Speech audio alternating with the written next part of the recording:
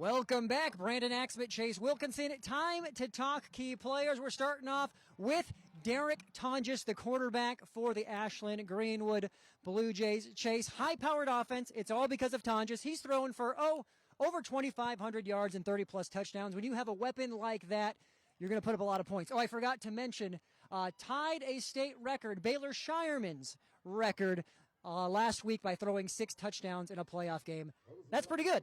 Absolutely, it's really good. He's just been so successful at the quarterback position. You know, he can use his legs. I would count him as a dual-threat quarterback, especially when they do spread option and, like to spread the field out and pass the ball a lot. He's very talented, and the biggest thing is he doesn't turn the ball over that lot. He only has 5 interceptions on the season, and he's just a really smart quarterback and knows how to make plays. Well, Syracuse, if you want to slow down this offense, you're going to have to get after the quarterback. That's why we're highlighting Hunter Hawley. He is the leading tackler on this team. He gets in the backfield, Chase, 16 tackles for loss, 9 sacks. He's going to have to hit double-digit sacks tonight if Syracuse is going to be successful. Absolutely. I mean, he is a really good defensive lineman for the Syracuse defense. You know, he gets in the backfield a lot. He causes pressure, causes havoc. If I was Ashland-Greenwood, I would like to scheme against him. They'd expect to see some double teams against him in the running game and as well as the passing game, and that's going to be a big key for the defense on Syracuse is for him to get in the backfield tonight. We're ready to get this one started. So are both head coaches. We had a chance to talk to Coach Thompson with Ashland-Greenwood, Coach Mintz with Syracuse. We'll hear from both of them coming up after this break as we get closer to kickoff here on NCN. Darling, I believe everything's gonna be alright. No need to worry because you got somebody on your side. We all need a fam, we all need a crew. When you're in a jam, don't know what to do. Just reach out your hand and we'll see you through. Doesn't matter where you're at, we got your back.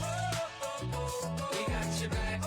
With a Medica health plan, you're not just covered, you're cared for. We got your back. NCN Sports is brought to you by Farmers and Merchants of Ashland, member FDIC, and by CS Concrete in Greenwood. Concrete mixed on site all across eastern Nebraska. John Henry's is now offering electrical service. Our service professionals have been helping with plumbing, heating, and cooling in Lincoln and the surrounding areas for more than 25 years.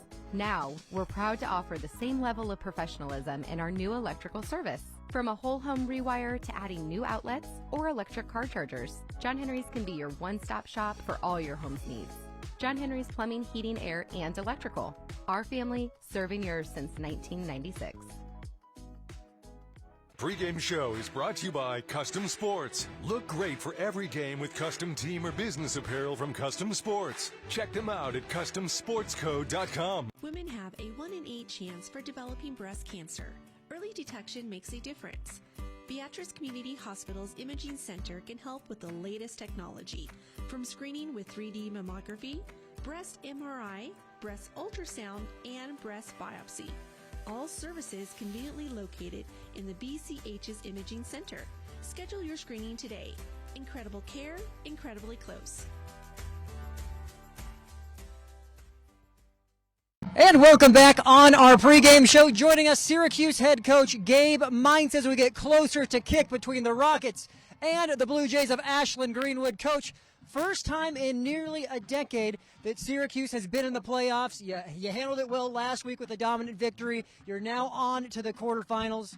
What is the excitement? What is the buzz like around the town right now? Yeah, it's crazy. Obviously it's a great community. I've talked about that before. Just the fan base, the student section, just everybody involved with the whole thing. We're just, it's a wild ride. It's a great group of kids like I've talked about before too. So, we're just enjoying every moment and, hoping for the best here.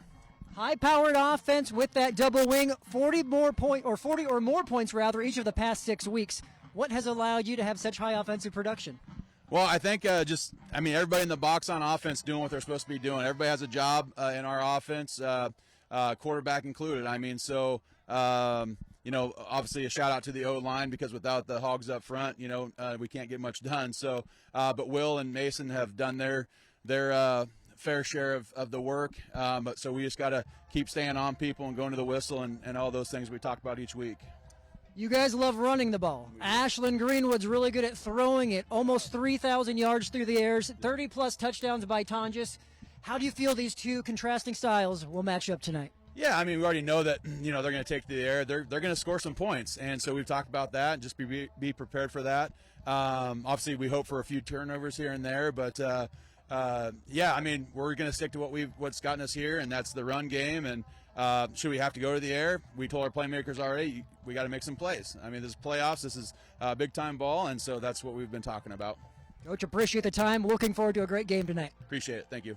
Stay with us. We're getting closer to kickoff here in Ashland. The Blue Jays hosting the Rockets of Syracuse in this quarterfinal matchup on News Channel Nebraska.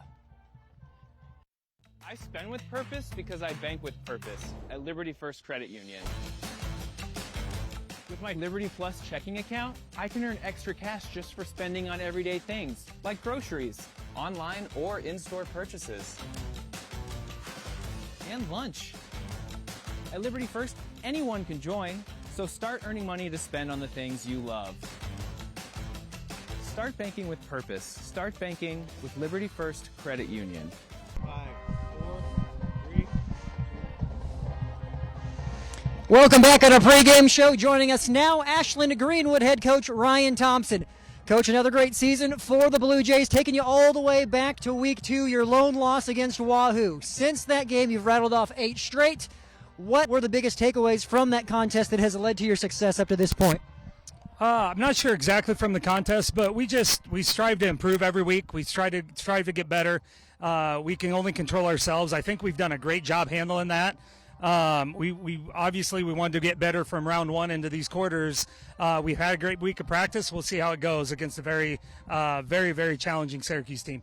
We'll ask you about the Rockets shortly, but in more recent memory, you referenced the game right here against Chadron. You put up 47 on them. What led to the success in the first-round playoff game that you hope carries over tonight?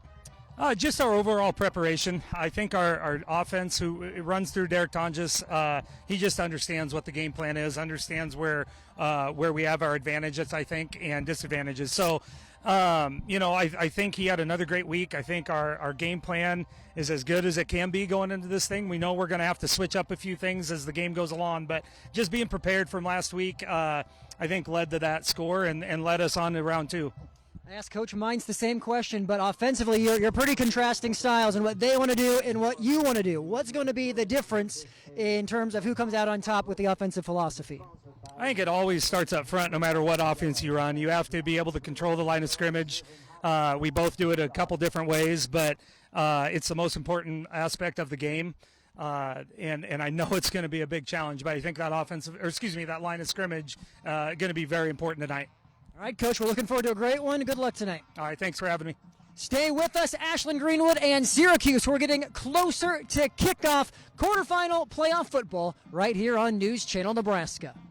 From the heart of Nebraska to across the state, RMV Construction is building more than just structures. We're building trust. RMV Construction has grown from humble beginnings to become a trusted name across central Nebraska and beyond. With unmatched craftsmanship, cutting-edge innovation, and an unwavering commitment to customer satisfaction, we deliver projects on time, on budget, and above expectations. Trusted, local, proven. RMV Construction in Kearney and Lincoln. Let's build your vision together. NCN Sports is brought to you by No Limits Tree Service, serving Lincoln, Omaha, and surrounding areas. Syracuse Area Health, compassionate care, healthy communities. Find out more at SyracuseAreaHealth.com. And by Home Innovations. Start your year-round luxury experience at SpasOnline.com. Welcome back. We're 3 minutes out from kickoff here on News Channel Nebraska. Let's take a look at our school spotlight as we get ready to go. 4 versus 5 Class C1 quarterfinals between Ashland-Greenwood and Syracuse. So first off, for the Rockets, we mentioned this is the first time they've been to the playoffs since 2016. They're in the Nebraska Capital Conference. Enrollment just shy of 200 in the second NSAA district. This is their 15th total trip to the postseason as a football program. Flip side, we mentioned Ashland-Greenwood. They are a household name in Class C1 as of late, always making postseason runs. They're in the Trailblazer Conference, slightly more of an enrollment at 248, also in that second NSAA district. They have made the playoffs every year since 2018. This is their 18th trip. And they don't have a state championship, Chase, but 2 runners-up in 2013 and 2014. Yeah, they've been pretty consistent. For the last, they've been powerhouse for this conference. I don't know for how long. I mean, they're just always, every year it feels like they're in the playoffs. And it's coming against a foe in Syracuse where it's the first time in a while. So I think we're in a great store for a matchup. It's going to be exciting. I think it's going to be a really good football game. Glad that you're with us. It looks like the Blue Jays will be getting the ball first. Here's a look at your Syracuse offense and defense. Starters brought to you by Medica. With a Medica health plan, you're not just covered, you're cared for. Pretty much everybody's going both ways for the Rockets. We talked about Hunter Hawley and the defensive playmaker that he is on offense. It runs through Jansen and Lentz. Both are 1,000-plus yard rushers. You have 34 touchdowns between the two of them, and they are the focal point of this double wing attack. Yeah, I mean, it's no surprise what they want to do on offense. They're primarily run, especially with that wing T, the double offense. Rarely passing. They don't want to pass unless they need to. So expect a lot of running from that side of the ball. Flip side, Ashland-Greenwood weapons all across the board. We talked about Tonjes, who's thrown for 34 touchdowns and just 5 interceptions, over 2,600 yards. He has a slew of weapons, the first of which is Cal Kissinger, who has over 1,000 yards receiving. Landon Mose has 500 yards receiving as well. You have just weapons across the board. You have 5 or 6 different players who have accounted for more than 300 rushing and or receiving yards on this Blue Jay offense. And we are officially underway. 6:59 kickoff here in Ashland. Glad that you are with us. 4 versus 5 showdown between the Blue Jays and the Rockets. So after that one going out of play, it will start on the 35 for the Blue Jays, and Ashland-Greenwood opts to go to the ground first. Look out, Cale Smith lowers the shoulder, and that is a 20-yard run to start the game. That's a great first-off run, just a handoff underneath to Smith, and he's able to just power forward for a really good gain, and that's what you want from this Ashland-Greenwood offense, is to get the running game early. Smith, the leading rusher, 768 yards. He's averaging 9 yards per carry on the season. So just like that, Blue Jays are in Syracuse territory, and Tonjes, his first completion, that goes to Cal Kissinger. Ball is on the ground, ends up going out of play. They're going to go with a tight bunch formation here on the close side of the field. And then you're just going to see Tonjes roll to his right, hit his favorite target, Kissinger. Does lose the ball at the end of the play. Luckily, comes out of bounds with him. Looks like a gain of about 9 on the play. And 4 wide for the Blue Jays on 2nd and 1. There is a ton of room there for Smith to work with. That's a first down and then some. That's just 2nd and 1. There's so many opportunities and what you could do with the football. Looks like Ashland-Greenwood just taking their time. Just a handoff underneath again for a really solid gain. And that running game is moving them down the field pretty quick. It was interesting talking to both coaches. They felt it was going to be who won the battle in the trenches. And Coach Thompson said, Syracuse, they are bigger up front. And he was concerned going into this game about potentially matching up with their physicality. So far, the Blue Jay offense is doing just fine as that ball is tipped and incomplete. Yeah, it looks like Tonjes tried to hit Fangmeyer over the middle. Little crossing route. Unable to bring it in. Almost got the ball in harm's way. Luckily, that fell to the ground, and it's going to be 2nd and 10 for Ashland-Greenwood.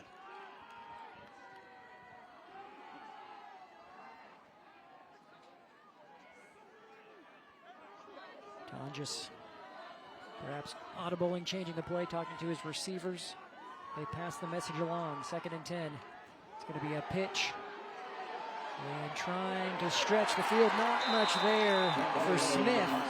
Max Party was the first there, making the tackle for Syracuse. Yeah, they're just going to try a toss play to the left with the wide field. It's pretty good pursuit and angles from the Syracuse defense right there. Able to hold him to a 3rd and long here.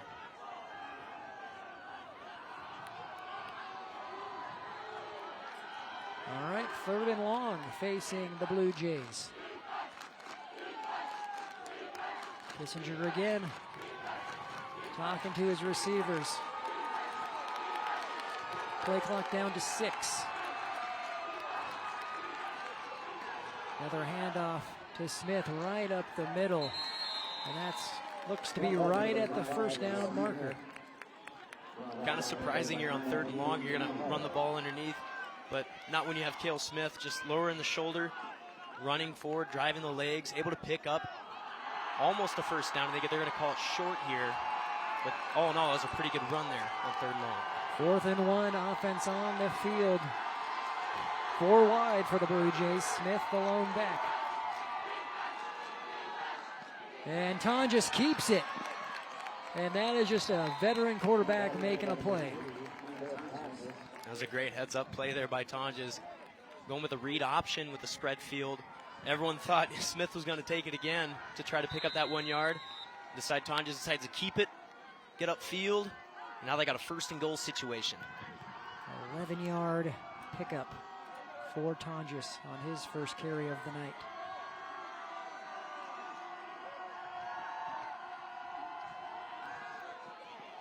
And Smith, incomplete. He was looking for Mose, another great weapon, 505 yards and 7 touchdowns through the air, or receiving rather, for Mose. We are in the opening drive of the game, almost 2.5 minutes into this first quarter, brought to you by John Henry's, our family serving yours. John Henry's, our first quarter sponsor here on NCN. Tonjes hands it off this time. Smith running over defenders and in to the end zone. Blue Jays strike, 10-yard rumble for Smith. Tell you what, Cale Smith has been running the ball well all drive. Way to cap it off to get in the end zone. Lowers his shoulder, trucks a defender, gets in and puts his team up 6 early in this game. That is exactly what you would have hoped for to open the game if you're head coach Ryan Thompson or an Ashland-Greenwood fan. March right down the field, 65 yards. Not even 2.5 minutes. You find the end zone, and this PAT attempt is good by Caleb Schink. So with that, we'll take a break. We're off and running here in Ashland. Blue Jays strike first, 7-zip here on News Channel Nebraska. For over 40 years, Claybaugh Pharmacy has been your trusted, family-owned, full-service pharmacy. We provide traditional medical options, medical equipment, immunizations, and over-the-counter products. We take pride in going above and beyond to improve the health of our community. And to ensure you have a seamless experience, manage your profile and refills with a touch of the finger from home. Claybaugh Pharmacy in downtown Beatrice, your hometown family-owned pharmacy. It all starts at Big Red Motorsports in O'Neill, a side-by-side built to work with you on the farm or the ranch. A trusted partner when you're out hunting. And the adventurous speed to feel the thrill when it's time to play. Work hard, ride hard, play hard. Big Red Motorsports in O'Neill, powering your passion every step of the way.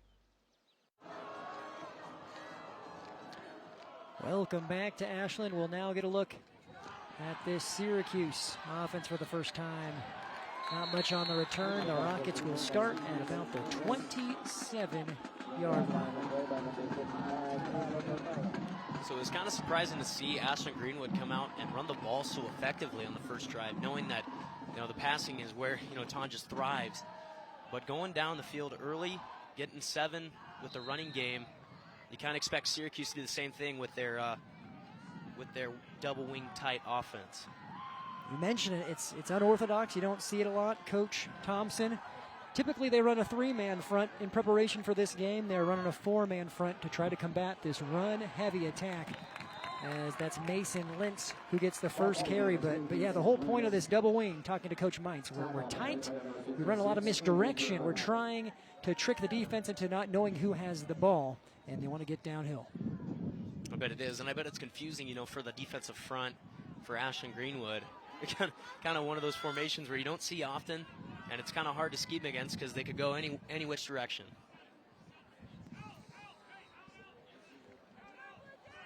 And again, no ifs, ands, or buts about it. The Rockets want to run the ball with this. They go for a dive up the middle, and that one did not fool the Blue Jays whatsoever. You said it there, the defensive line very disciplined. Knowing that there's an option where the fullback could go up the middle with this. A lot of head fakes. The defensive line wasn't fooled, and they stood tall there on second down, bringing up a 3rd and long for the Syracuse offense. That carry was for Peyton DeMello, and he had nowhere to go. DeMello in that fullback spot here for the Rockets. And Brennan Schroeder at quarterback, and you see he has 2 backs to his right. Schroeder is going to keep it. Those backs are going to be his lead blockers. He's hit and will be short of the first down marker. Good. Trying to go to the outside, trying to get some space. Very solid tackle there. Able to hold a 4th and short here. It's 2 yards officially, and Syracuse showing that they're going to go for it. Trying to get the Blue Jays to jump. Where they actually go is the question. 8 on the play clock. They do. Up the middle, there's a good push, and enough for the first down. Just going to go back to that fullback dive underneath. I tell you what, it's really hard to stop when you see about two or three players running around in the backfield. It's hard to stay disciplined, but able to pick up that crucial first down there on 4th and short, and they're able to move the ball almost to midfield. No hesitation by Coach Meintz to say we're going to go for it in our own territory first drive of the game. And that's on brand for what he's done all season long. Coach Thompson of Ashland-Greenwood expected that. He said they're going to go for it. They might do some trick plays. We're going to see it all. And this handoff goes to Lentz. No gain on the play. And they decided to bring 2 wide receivers out wide and have Jansen take the snap, hand it off to Lentz to the left side. With a good pursuit there by the linebackers and defensive line from Ashland-Greenwood, not giving them much yardage to gain. It's going to remain 2nd and 10.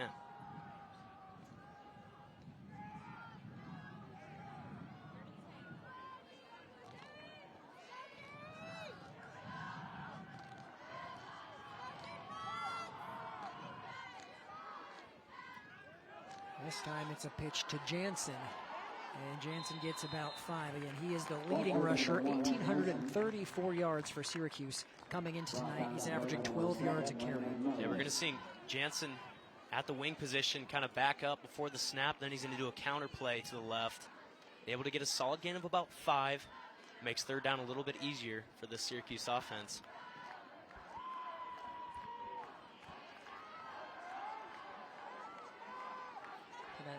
Entirely different offensive philosophy. Slow and methodical for Syracuse as opposed to the flashy run and gun of the Blue Jays. 3rd down and 6. You're probably assuming this is 2-down territory. And Syracuse going to the air for the first time. And it is incomplete. Intended for Lentz. It falls to the ground, and now you have a 4th and 6. I mean, that's just a great defensive play there by the linebacker, Bennett Cush. Able to read that crossing route coming across the field for that first down marker, right at it, really. A way to get a paw on the ball. Almost came up, tried to dive for that interception. But now it's going to put Syracuse in a tight situation here with 4th and about medium.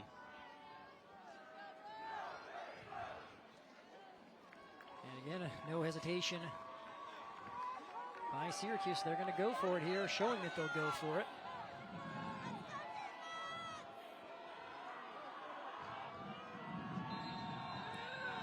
The snap goes, but not before Syracuse calls a timeout. Timeout Rockets. With 5:27, Coach Meintz and his staff are going to talk this one over before determining if they will, in fact, go for it here. A reminder, this playoff quarterfinal is presented by Medica. With a Medica health plan, you're not just covered, you're cared for. as well as Liberty First Credit Union, banking with purpose. Find out more at libertyfirstcu.com. And Woodhouse Auto, convenience delivered every time. Woodhouse Auto, helping make this broadcast possible. 4 versus 5, Ashland-Greenwood against Syracuse here in the second round of the C1 playoffs. Well, Chase, what are you doing here if you are the Rockets? Well, it looked like there seemed to be miscommunication for Syracuse. Didn't know if they were lining up correctly or just trying to see what Ashland-Greenwood would come out in on defense. I'd have to expect here, not being on the favorable side of the 50, I'm sure they would love to try to punt it and pin them deep here and try to go on defense.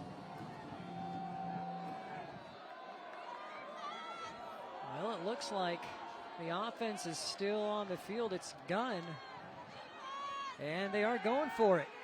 Pressure, there's a little outlet pass. It's a foot race, and Lentz has the first down. He's up the sidelines and tackled near the 25. Smith making the play. What a call by the Rockets. Well, I was completely wrong there. You're going to see Jansen throw the ball on that 4th down. Throw it to Lentz. He had room, had a great blocker in front of him. Able to pick up a really good chunk of yardage down to about the 26-yard line. What a play call on 4th and 6. That is a 30-yard pitch and catch from Schroeder to Lentz. Just a little flare out of the backfield.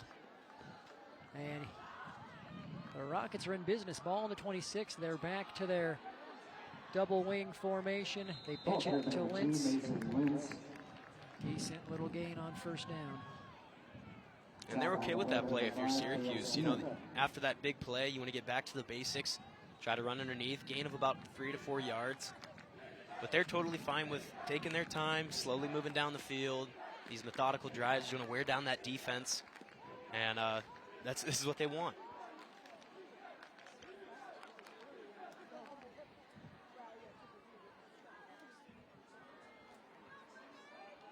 Getting a look there at Coach Meintz with Syracuse. Making the play call there to go for it on 4th. There's nowhere to go, and Jansen doing a great job getting positive yards out of it. Yeah, going back to basically the same play as before on the previous play. Looked like they were going to have him in the backfield for a quick second, able to shrug off a couple defenders and get some more positive yardage. Able to make 3rd downs easier. Going to be about 3rd and 4 yards to go.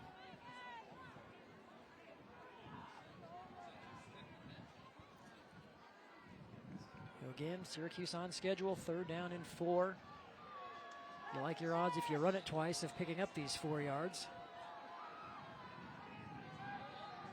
And it's Jansen looking to get to the edge. He's in trouble. Oh, man.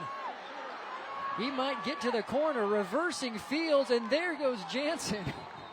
He might have got one on that, Chase. It could have been a loss of 10 plus, though. Yeah, it looks like he gained about 3 to 4 yards, but horizontally, it looks like he was running for about 40 to 50. Able to get a couple key blocks at the end. Took a pretty good lick at the end of that play. Wow, what a run. Looks like they're officially saying no gain. It's still 4th and 4. But here we go. I mean, obviously they're going to go for it now. They've gone for it the previous 2 times in their own territory. So 4th down and 4. Clock winding down. There's the pitch.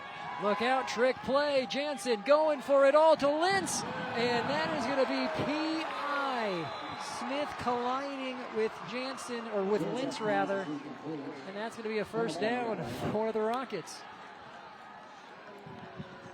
Yeah, you're going to see the ball.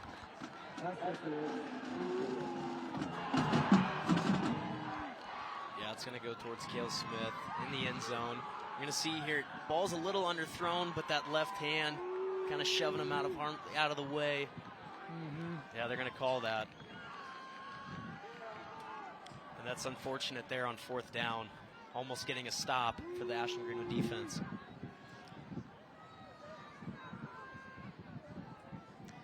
All right, so that puts the ball on the 10. The Syracuse drive has now gone over 6 minutes.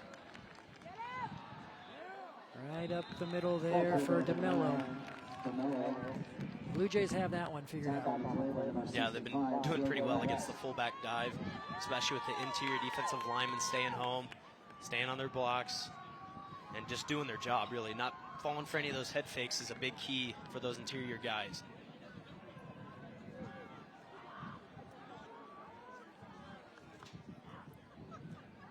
Glad that you're with us here for this second round 4 versus 5 matchup on News Channel Nebraska in the Class C1 playoff bracket. Opening drive of the game for Ashland-Greenwood took under 2.5. This has been the first time Syracuse has had the ball. They've methodically made their way down the field. That one incomplete to Lintz. You're going to see Schroeder trying to pass it to Lintz. Lintz going to run an out route. Looks like he slipped on his cut. But all in all, that was pretty good defense by Ashland-Greenwood's secondary. Being right there, right place, right time for them. There's another look at Fangmeyer on the coverage. So 3rd and goal to go from the 9.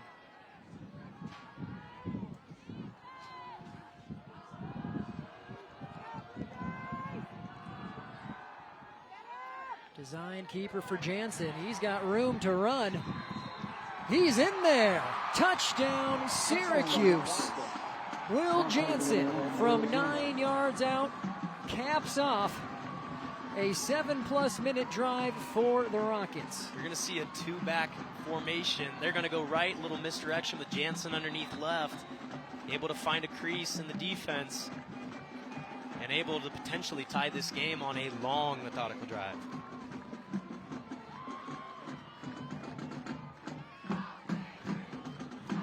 Seven minutes and 15 seconds off the clock, and who said anything about tie, Chase? We're going for the lead here if you're Syracuse. 2-point conversion attempt, and it goes to Lintz, who is in there.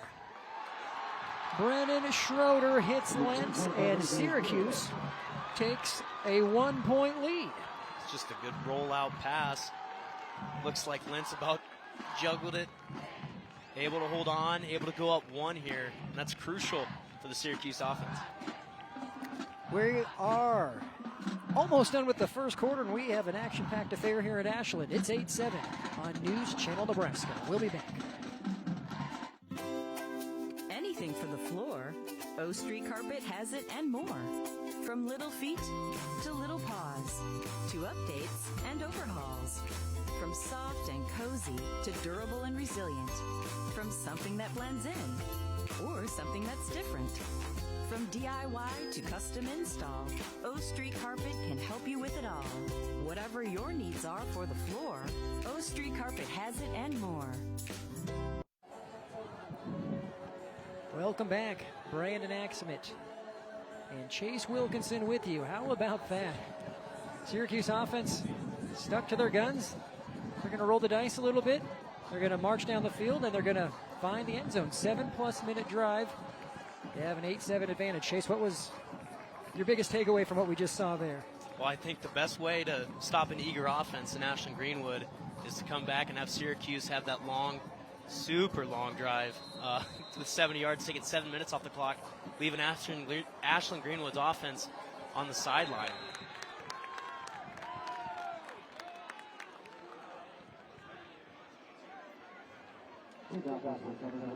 Well, now we'll see what Ashland-Greenwood can do the second time they have the ball. Looks like they were trying to catch Ashland-Greenwood's front men sleeping with an onside kick. Either there was a penalty, Syracuse might have touched it before it went the full 10 yards. And now you're leaving this successful offense in Ashland-Greenwood, starting them out at midfield, basically. And Tonjes has his receiver, and oh my, Jake Jansen is there to meet Munt, but Munt, to his credit, holds on. That was a great hit, but also way to hold on the ball. Hold on to the ball if you're Munt. It's a good pick up there of about 13. Took a big lick at the end. All in all, it's going to be a first down.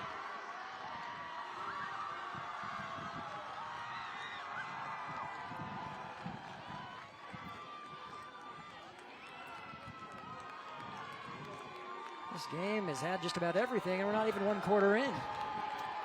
Munt coming into this one with almost 300 yards receiving, 3 touchdowns, and a pair of great hands that we saw there. Flag is on the field.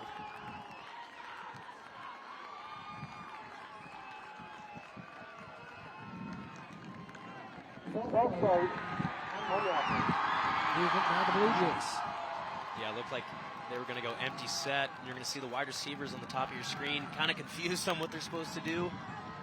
Miscommunication and what routes they're going to run. And you're going to see Ryan Thompson come on the field pretty upset. That's going to back him up. 1st and 15 now.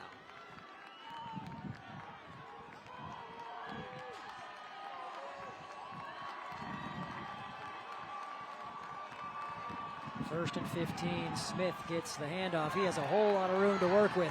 Smith across the 30, and that's more than enough for a first down. So that's the name of the game if you're Ashland-Greenwood. You want to spread the field out. They're going to go twins bunch. They're going to go really wide, and they're just going to give it underneath to the guy who's been running it super well all first quarter, Cale Smith, and he is just having a great first quarter, racking up a ton of rushing yards for this offense. Under 90 seconds to play here in the opening quarter. Ashland-Greenwood on the Syracuse 28th play action. Tonjes with time, slings it in there, incomplete. That was Kissinger unable to hang on. You're going to see a play action there by Tonjes. Not really having anything downfield. He's going to roll to his right. Kissinger's going to try to come back to the ball. Great effort on trying to catch that. That's a tough ball to catch, especially on the sideline. Pitch to Smith. Takes a couple of hard hits and is ushered out of play. Yeah, just a toss right to Smith, able to pick up about half what they needed, making third down a lot easier for this offense. Keeping that playbook open. They can be in so many formations, especially when they're going wide and handing the ball underneath. That's been working for them this first quarter.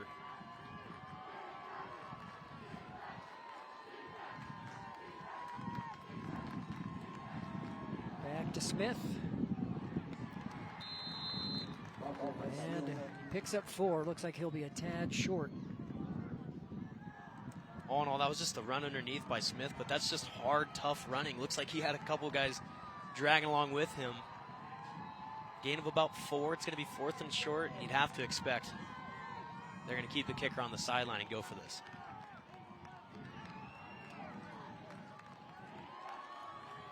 Fourth down. Blue Jays looking to go for it. And Tonjes will keep it. Nobody's home. Tonjes, nothing but green in front of him. 19 yards to the house. It's about the second time where Tonjes has kept the ball and has hurt the Syracuse defense. Right there, you're just going to see like a buck sweep to the right side. Instead, he's just going to hold on to it, and no one's home for Syracuse. That's going to be the second score for Ashland-Greenwood in this quarter.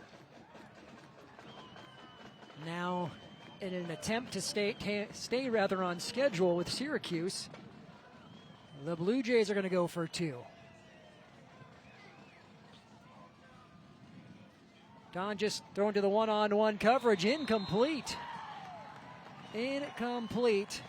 Kissinger unable to hang on, and now you have this sort of side story happening throughout the game where it's a 5-point lead for the Blue Jays. It's 13-8, but Ashland-Greenwood, they are a perfect 2 for 2 with the ball in their hands. 30 seconds left to go in the first. Stay with us. You're watching high school playoff football on News Channel Nebraska. Whether you're rolling up in a semi, pulling a horse trailer, heading to the lake with your boat, or just cruising in a car or motorcycle, Speedy Mart is your stop. Fuel up fast, grab your favorite snacks, stretch out with plenty of parking, and step inside for a roomy store and friendly faces. And hey, teams love it before and after the game. Speedy Mart convenience stores, fueled for every road. NCN Sports is brought to you by Western Oil. Make your first and last stop to and from the game at your nearest Speedy Mart or good-to-go convenience stores today. And by News Channel Nebraska. Want to know which games we're televising each week? Follow us on X at NCN Sports. Brandon Axamit, Chase Wilkinson with you, Syracuse. They'll see if they can respond after Ashland-Greenwood scores for the second time, courtesy of Derek Tonjes. But again, as mentioned prior to the break, that two-point conversion, no good. Syracuse put the pressure on the Blue Jays, and now that they didn't convert, that could play a part in how this game plays out. 5-point lead now for the Blue Jays as Syracuse will take over on their own 26. I would expect Ashland-Greenwood, especially on the second drive, knowing how long the first drive took, I would kind of expect to see some blitzes, especially if they're going to go back to their old-fashioned double-wing tight formation. Usually don't throw out of that formation unless it's rare, absolutely. So expect a lot of runs here for Syracuse again. That was a pitch to Lentz, and an excellent gain on first down. He gets 11. That'll move the sticks. Yeah, I mean, that's just their bread and butter. Hand off, Lentz. Left side, he's going to follow his lead blockers down the field. Go to pick up a good chunky yardage and move the chains here early.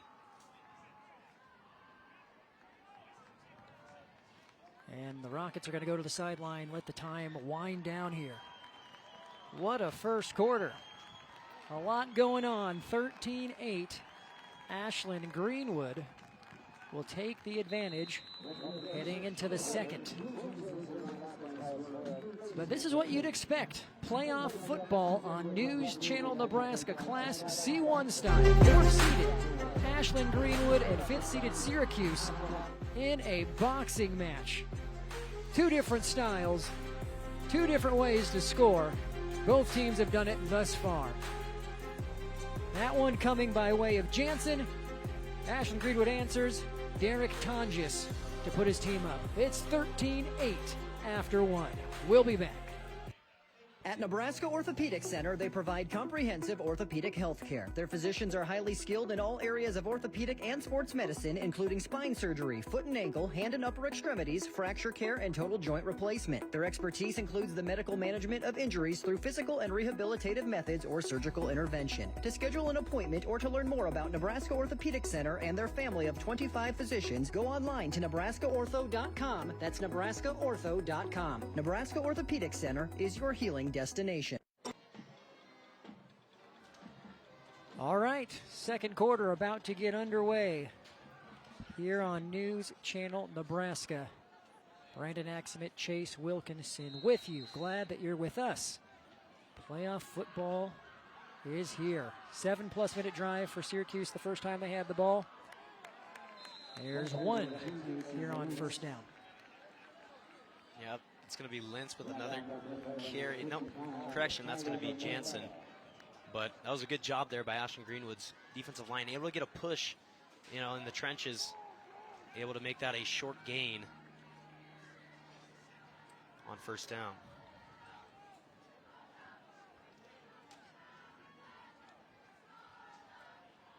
They have DeMello in the backfield. They pitch it to Lentz. And it'll be a short game.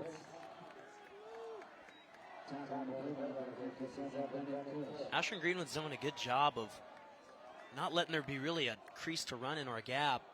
And if it does, it closes really quickly due to the pursuit of their linebackers. I think they're doing a really good job starting to catch on a little bit to their formation. Syracuse might have to change it every now and then, keep the defense guessing on third down. It's going to be a keeper for Jansen.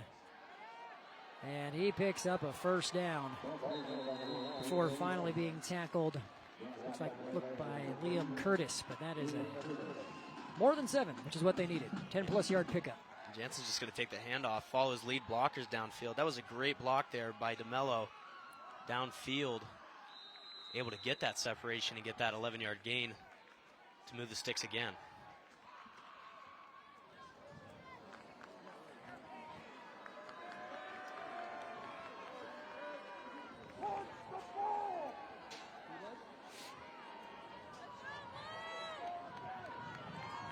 5 seconds on the play clock here. Syracuse needs to hurry. 2, 1. And the coaching staff says we better take a timeout. Timeout, Rockets. That's exactly what Syracuse does.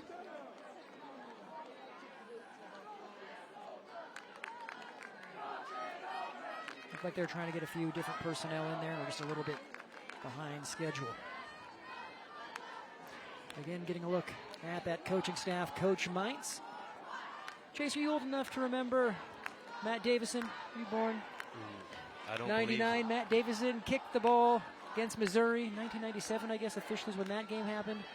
I know about it, but I Okay, definitely that's wasn't born. Good enough. I didn't mean to put you on the spot. That's all right. How this is all connected is Coach Meintz went to Tecumseh. He was a freshman when Davison was a junior, sophomore when Davison was a senior. So Nice. Davison, one of those famous Huskers coming out of Tecumseh. Meintz played alongside him in those years. He is a Tecumseh grad of 99 himself, went on to UNO and played offensive guard for the Mavericks. And they still had a football program. Currently a third grade teacher at Syracuse Elementary School.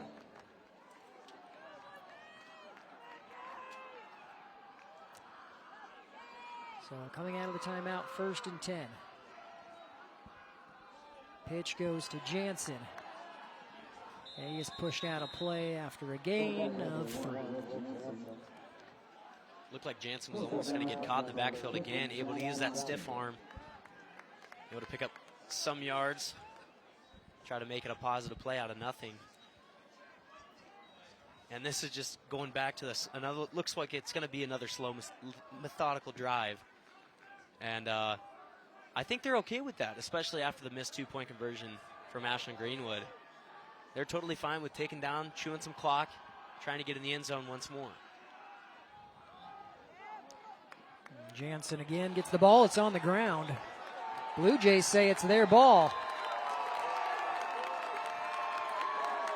And it is. Ball recovered by Bennett Cush.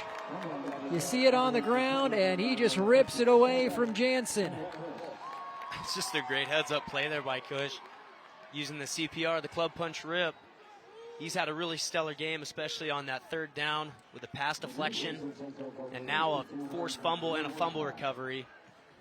And that's big for this Ashland-Greenwood team, especially getting their offense right back out on the field.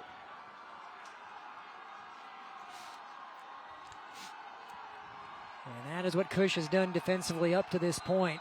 5 tackles for loss, nearly 30, and that big fumble recovery. But the Blue Jays are going to take a timeout here.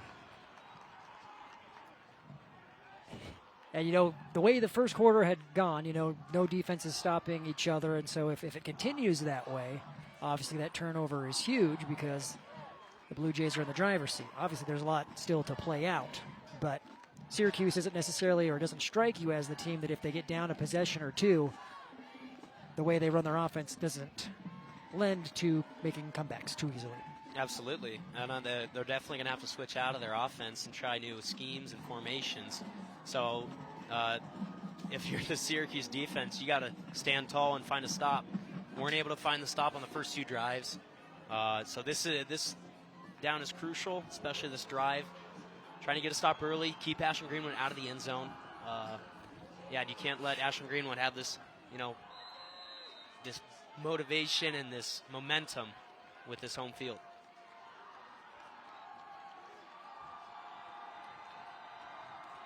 All right, so Tonjes, he's in trouble, flushed out of the pocket, and that hits the ground, incomplete. It was intended for Kissinger, but the pressure forces the errant throw. Yeah, just a little short, trying to go for Kissinger. They were going for a weird formation. They were going to go bunch to the near side of the field, and then he booted out left and then came back to the right side. He got under pressure early, evaded a couple tacklers, evaded a sack, but you'll live with that if you're Ashland-Greenwood. Instead of a negative play, able to just be an incompletion and move on to 2nd down. Be sure to stay tuned for our halftime show. It's coming up shortly, brought to you by RMV Constructed, trusted local, proven RMV Construction in Kearney and Lincoln. Smith gets the carry up the middle. He'll give him 3. Yeah, that's probably Smith's shortest rush of the game here with about 3 yards. Syracuse did a good job of staying home, not falling for the misdirection in the backfield with that arc motion. Able to stay home and make it a 3rd and long for this Ashland-Greenwood offense.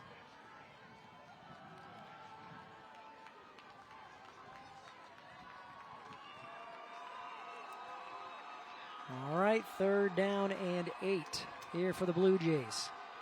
Syracuse in man. And there's a completion right on the money to Kissinger. He has a whole lot of real estate to work with.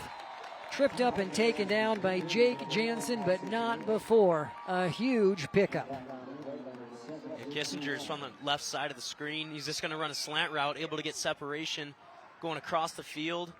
A lot of daylight, a lot of green grass. And that is a huge gain. What looked to be Ashland-Greenwood's finally going to get stopped. They have a big hitter over the middle of the field, and now they're on the cusp of the red zone. 31-yard pickup for the Blue Jays.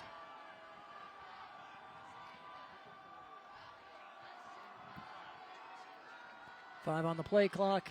Handoff goes to Smith. Look out. Right up the middle. Smith is in there. 22 yards. That is another Cale Smith touchdown for Ashland-Greenwood. It's a great run there by Smith, but also up front, the O-line just getting it done. Great vision by Smith, able to follow his blockers downfield. Barely gets touched, and he gets touched about at the 5-yard line. Able to get in the end zone, and that is huge for this Ashland-Greenwood team, going up another score against Syracuse.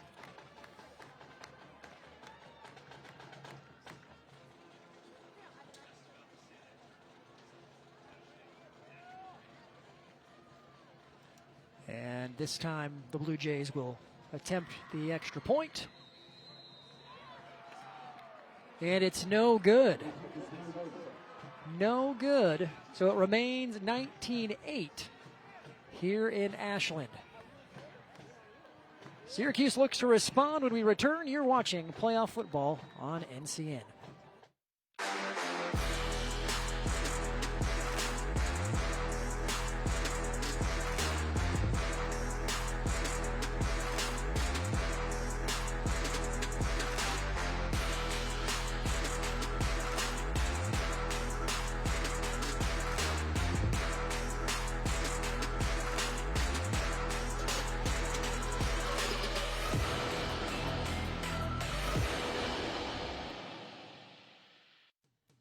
Kids, 1 SUV, and 1 mission. Snacks. Speedy Mart is where the snack squad rolls deep. Whether it's before the first pitch or after the final out, we've got drinks, treats, and all the fuel to keep your team going strong. Speedy Mart convenience stores. Quick, convenient, and always ready when the team rolls in. Speedy Mart. Snack strong, play strong.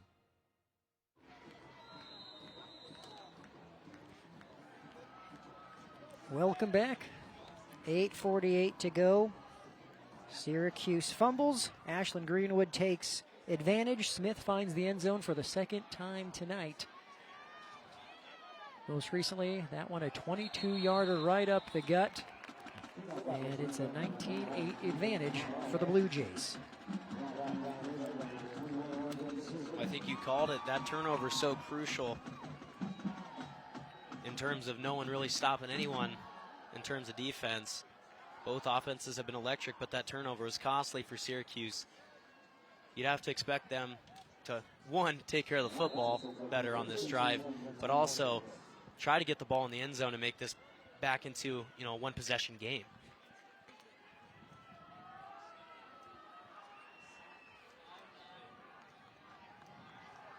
This drive starting from the 26. That is a pitch to Jansen. Yeah, he is stuffed. A gang of blue jerseys take him down. Minimal gain. Yeah, well, Ashland-Greenwood's defensive line did a really good job of pursuing, rallying, and making sure he's not getting any more yardage, not falling forward. I think that's going to be a gain of nothing, really. And that's what you want to do. You want to hold Syracuse to these second and longs, third and longs to be successful.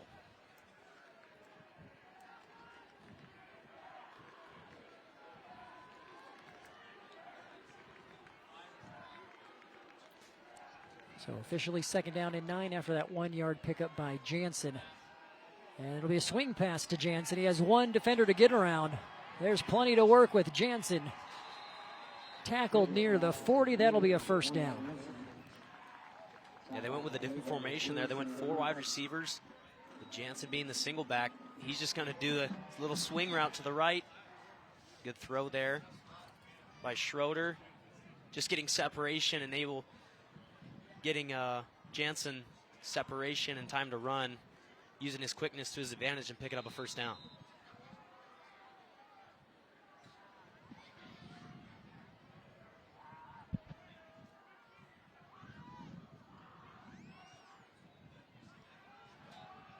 This time they fake the handoff to Jansen. Catch is made in open field. That's Max Party, the leading receiver for Syracuse. He has 303 yards coming into tonight. Gets a few there. First time calling his name. Looked like he was about to break the tackle, then he landed kind of awkward. Field conditions might play a factor in this game as it's getting a little wet on the field. You see people slipping and sliding, especially in routes. It's going to be a minimal gain for Syracuse.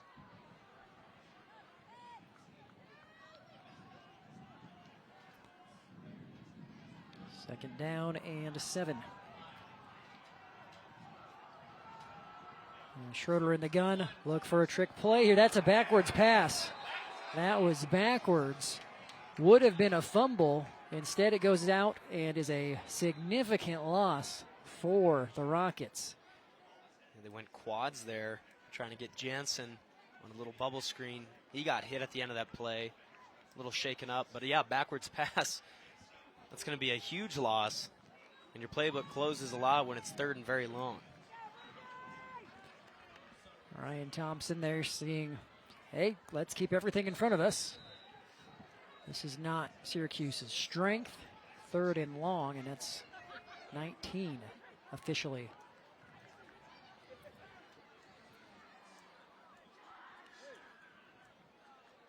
Ball all the way back on the 30.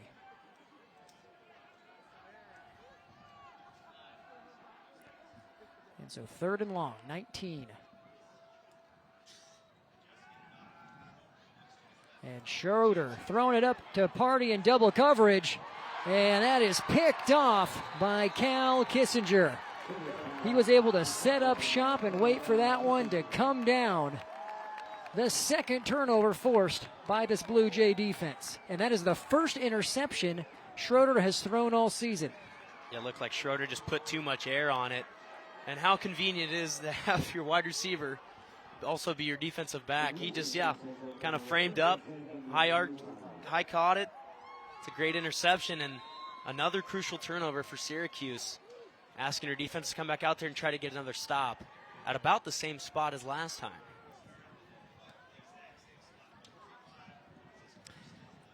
And if you're Syracuse, your defense, you need to bow up here. 6:48 to go before halftime.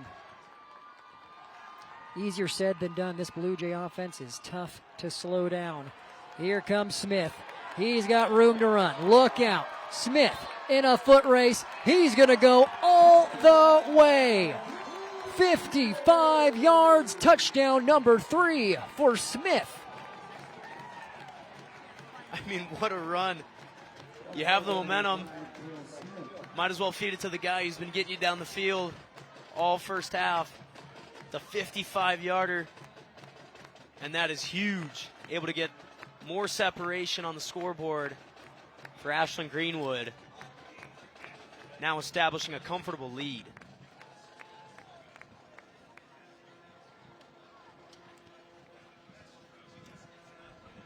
Back-to-back touchdown runs for Smith. The last time the Blue Jays had the ball, he took it 22 yards. Then the next time he gets it, he goes 55 yards. And the linemen up front paving the way. Jack Johnson and Barrett Cottrell, Andrew Baranek, Bennett Cush, Joe Greasy, all of them paving the way.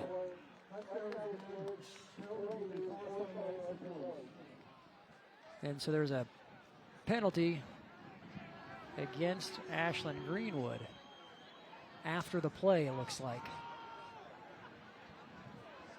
Their touchdown counts, but they're enforcing the penalty here on the extra point attempt, which will be a 2-point conversion attempt here for the Blue Jays. I don't know if I've ever seen a 2-point attempt from the 18-yard line. Well, 4 wide. You have Munt motioning across, and there's a flag. Don just trying to keep the play alive, and it's incomplete. We'll see what the flag's all about. Looks like they're going to get a hold of one of Ashland-Greenwood's interior linemen. On the offense, decline, extra point, no good. Well, 25-8, this Blue Jay team is heating up. Defense is forcing turnovers, and Smith is taking care of the rest. 3 touchdowns for the senior. Count them. Here's the second, 22 yards out. Here's number 3, 55 yards, coming right at you. We'll be back here on NCN. NCN Sports is brought to you by Farmers and Merchants of Ashland, member FDIC, and by CS Concrete in Greenwood. Concrete mixed on site all across eastern Nebraska. Nebraska Public Power District was ready to power the state's ag industry growth in the 70s and the ethanol industry in the 2000s. Today, the need for energy is growing at a rapid pace. We are ready. We are expanding our diverse energy generation mix and building on to an already reliable and resilient infrastructure, not only to power today, but to empower Nebraska's tomorrow. Nebraska Public Power District. Welcome back. Brandon Axement, Chase Wilkinson with you. Things have changed quickly here in Ashland. Started with that first fumble. Syracuse really off schedule, forced to do some things perhaps it doesn't like to do offensively. And the Blue Jays have taken full advantage, now forcing 2 turnovers and Smith doing the rest when Ashland-Greenwood gets the ball back. This kick goes out of bounds. It will be a legal procedure. Now, looking way ahead, but if you're Syracuse, you say, all right, we're down, what is it? 17. 17, okay, so you string together a good drive here, take a lot of time off the clock, you go into the locker room feeling good with some momentum. The other thing is you get the ball coming out in the third quarter, so while your backs are certainly against the ropes here, there's a chance and a path to steady the ship. Yeah, absolutely. You know, and if you're Syracuse, you don't need to panic. They really just need to take their time, get back to what they're doing good at, and go down and get a touchdown early, potentially chewing clock, or get a 2-for-1 before halftime, getting the ball back after half, and going down and scoring again, and you're right back in this football game. And so, as we were talking, does this mean that Syracuse declined the illegal procedure? We're going to have a re-kick here.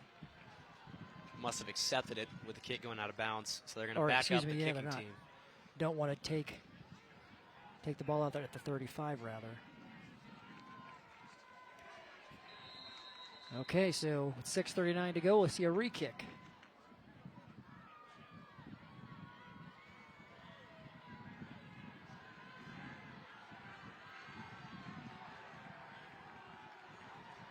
And further back here for Caleb Schink.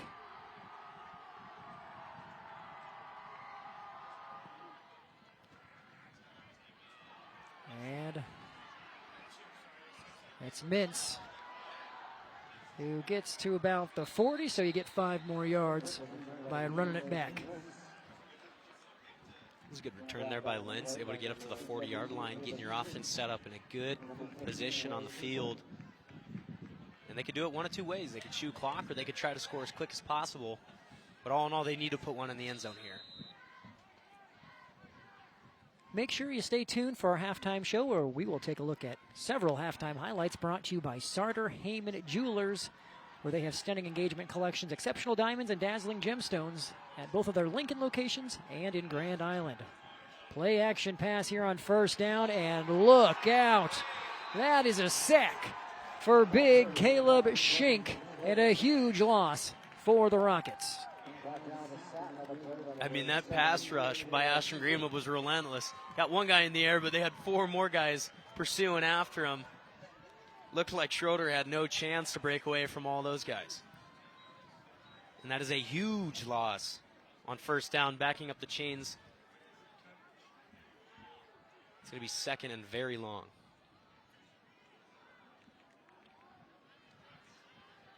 Loss of 15. And so now you go to the ground game. And Lentz nowhere to go. Pickup of 2. It seems to be that Ashland-Greenwood's kind of catching on to this double wing tight formation. A lot of them staying home. A lot of them knowing, kind of checking to see where, you know, the running backs and the wing backs are headed towards and lead blocking. And I think they're doing a good job of pursuing and rallying to the football. Just over 5 minutes before our halftime show. That's also brought to you by Riverstone Bank. Be sure to stay tuned for the halftime show, brought to you by Riverstone Bank. 5:09 remaining here in the second. Syracuse trailing by 23, and he has a wide open receiver across the middle. Lentz with the reception. That will at least make this fourth down attempt manageable for the Syracuse offense. It was a good throw and catch there. Lentz able to catch it. Tried to cut back, make one man miss. It's a good job by Kissinger on defense, able to rally to the tackle. Keep it to about a 4th and 7. And you're in a kind of a tight situation here if you're at Syracuse, not knowing if passing or going for it or punting the ball away is your best option. So 4th and 6. Syracuse going to the air. And it's incomplete off the hands of Jake Jansen. And it'll be a turnover on downs. That was unfortunate because Jansen's running that corner route. That was a really good throw there by Schroeder. Was on point, just couldn't hold on. And that's huge for the Ashland-Greenwood defense, getting another stop and setting up your offense in another good field position.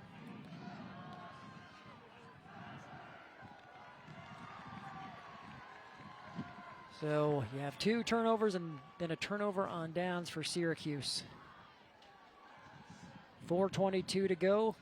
Ashland-Greenwood takes over.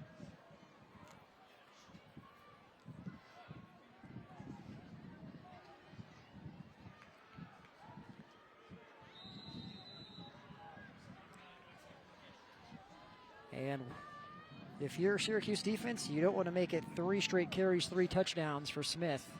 And he's not in the backfield, so it looks like you will avoid that potential situation. But Tonjes goes to the air. And it was intended for Kissinger. Looks like they were going for a big hitter, trying to put an exclamation point on the turnover on downs. That was pretty good defense there by Schroeder. And now you got to worry about Cale Smith going back into the running back position.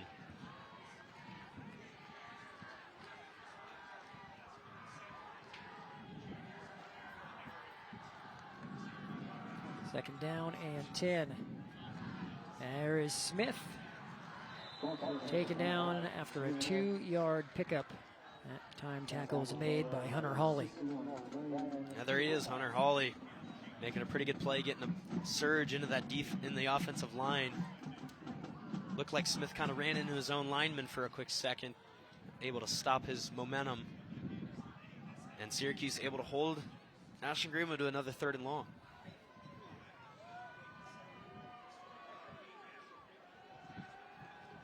Here comes pressure, incomplete. It was intended for Kissinger. And if you're the Blue Jays, we're yet to see a punt in this game. Do you go for it or you kick it? I think being up 17, comfortable, looks like the punt team is going to come out for them. All in all, that was a pretty good defensive effort there from Syracuse. Finally getting a stop in terms of running and them going for, you know, the long ball. That's a good response to the turnover on downs. It's absolutely what you needed. You have 3 minutes, 40 seconds to work with.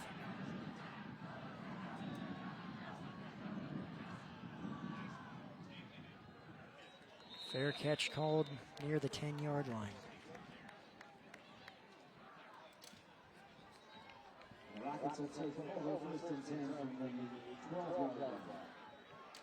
So Syracuse, they've been held in check here in this second quarter. Scoreless since that opening drive touchdown by Jansen back at the 2:22 mark in the first. Right now they have 3:35 to work with, and they have 89 yards to go. Yeah, they got the long field and about 3.5 minutes to do it. You'd have to expect they want to take up most of the clock in doing so and drive down this field. Try to put a touchdown in before the half, getting the ball back after half. This touchdown would be huge. Legs keep churning for Lentz. Looks like he'll get about 4. You need to start to expect to see Syracuse's offense kind of sprinkle in new formations. Kind of what they did on last drive, even with the turnover on downs. They showed Ashland-Greenwood a lot of new formations. Play action pass and nowhere to go. That's Schink again getting to Schroeder. He is all over the quarterback. Caleb Shink's also having a really good job in pursuing the football on that defensive line. Able to follow right behind Schroeder in the bootleg, and that is a big loss, and that's something you can't have if you're Syracuse, taking these big losses near your own goal line.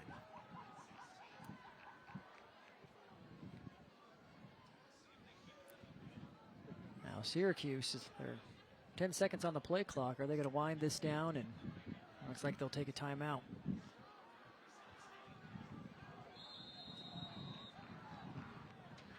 So 2:25 to go. Syracuse calls time, a crucial 3rd down and 16 coming up. Don't go anywhere. We'll be back. You are watching high school playoff football on News Channel Nebraska. We were camped out for Black Friday. It was cold. The wind was howling like a lone wolf. No moon, no stars, no prayers. About halfway through the night, I lost feeling in my toe. I still don't feel my toe. Black Friday is not what it used to be. During Black November at Schaefer's, the savings are back on Black Speed Queen laundry pairs. Now with up to $200 in cash back rebates on these reliable machines. Every day is Black Friday in November, now at Schaefer's. It's not just about the shoe. It's about your fit. What sets Fleet Feet aside from everything else that we've experienced is my girls being runners. They have very different needs. And so that technology with the scanning and the personal touches is just unmatched. I met Lori almost 16 years ago, and when I saw Lori open this, I knew there was no other place that I wanted to go to have someone help me with my footwear and everything else involved with running. Fleet Feet doesn't just fit your shoes, it fit your life. Fleet Feet Lincoln. Find your fit today.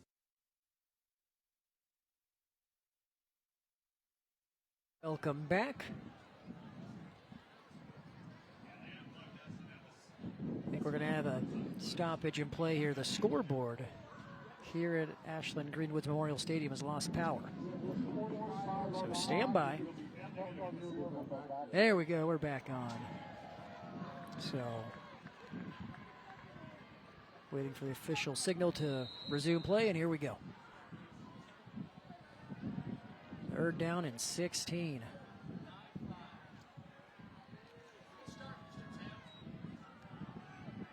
And Schroeder stepping into this one and over the head of Lentz. I know Coach Mines likes to go for it on 4th down. I don't think you can do that here. No, definitely not. You're going to see Ashland-Greenwood come out and man against Syracuse spread formation. There's just really good coverage all the way across the board. Schroeder really didn't have any option. Went to Lentz. Lentz took a shot at the end of that play. Had to go for it, but definitely going to have to punt this ball away.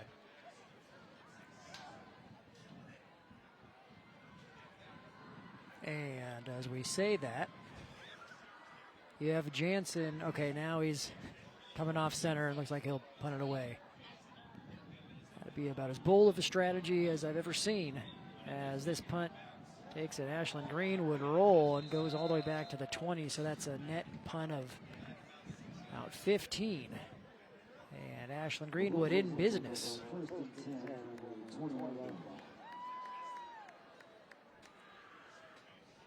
Yeah, now for Ashland-Greenwood, you're clearly in the driver's seat for the last 2 minutes of the second quarter. You could take off all the clock you need, slowly get to the end zone, and go up big into halftime.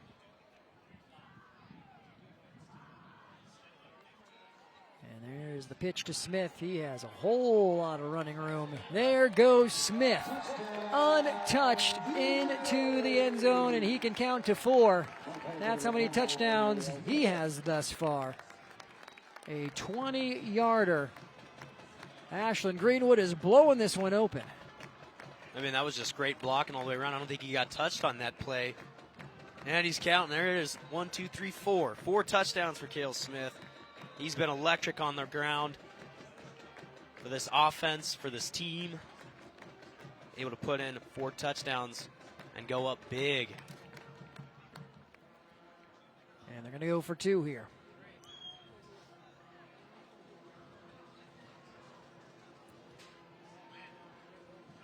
Tonjes, he can take this all the way if he wants to, and that's exactly what he does. 2 points for Tonjes. Makes it 33-18. Things have changed here in the second. The Blue Jays are rolling. 33-8's your score, 2:05 to go here before half. We'll be back. I spend with purpose because I bank with purpose at Liberty First Credit Union. With my Liberty Plus checking account, I can earn extra cash just for spending on everyday things, like groceries, online or in-store purchases, and lunch. At Liberty First, anyone can join, so start earning money to spend on the things you love. Start banking with purpose. Start banking with Liberty First Credit Union. NCN Sports is brought to you by No Limits Tree Service, serving Lincoln, Omaha, and surrounding areas. Syracuse Area Health, compassionate care, healthy communities. Find out more at SyracuseAreaHealth.com. And by Home Innovations. Start your year-round luxury experience at SpasOnline.com. Welcome back. 2:05 to go. And Ashland-Greenwood with a commanding lead right before half. Brandon Axmit, Chase Wilkinson with you for all of the action tonight. And what a difference a quarter can make. It was 13-8 after 1, and this second quarter has belonged to Cale Smith and the Blue Jays. As Lintz returns it across the 25. Now, if you're Syracuse, now you're right directly at 2 minutes to go in this second quarter. If you got to score, you got to score quick. Get a touchdown on the board, go into half, talk it over. You're going to get the ball back, start of the second half. You're going to have to start seeing some plays going down the field.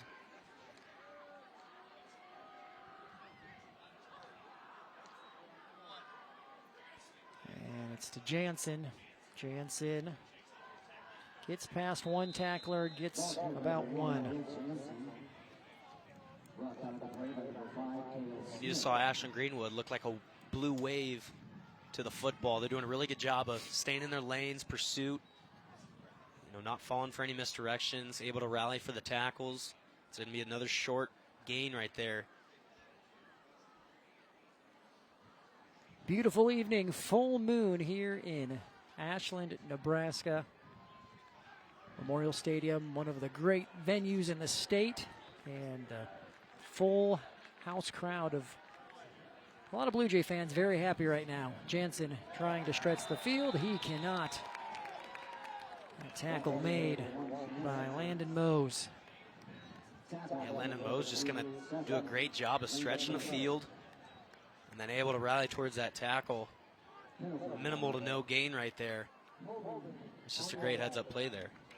We do have a flag, and I believe it's holding against Syracuse. So that makes it even worse for the Rockets, unfortunately for them.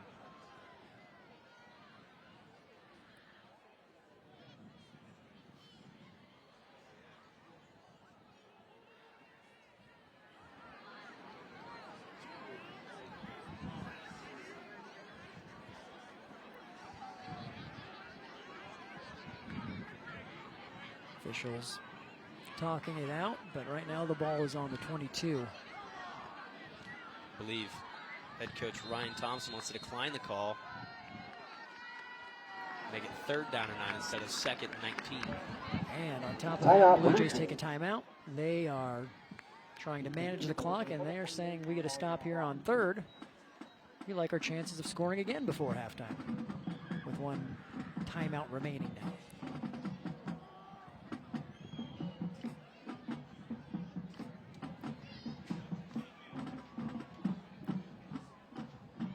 Well, with this break in the action, we'd like to remind you that at News Channel Nebraska, we have all sorts of social media accounts that you want to be a part of.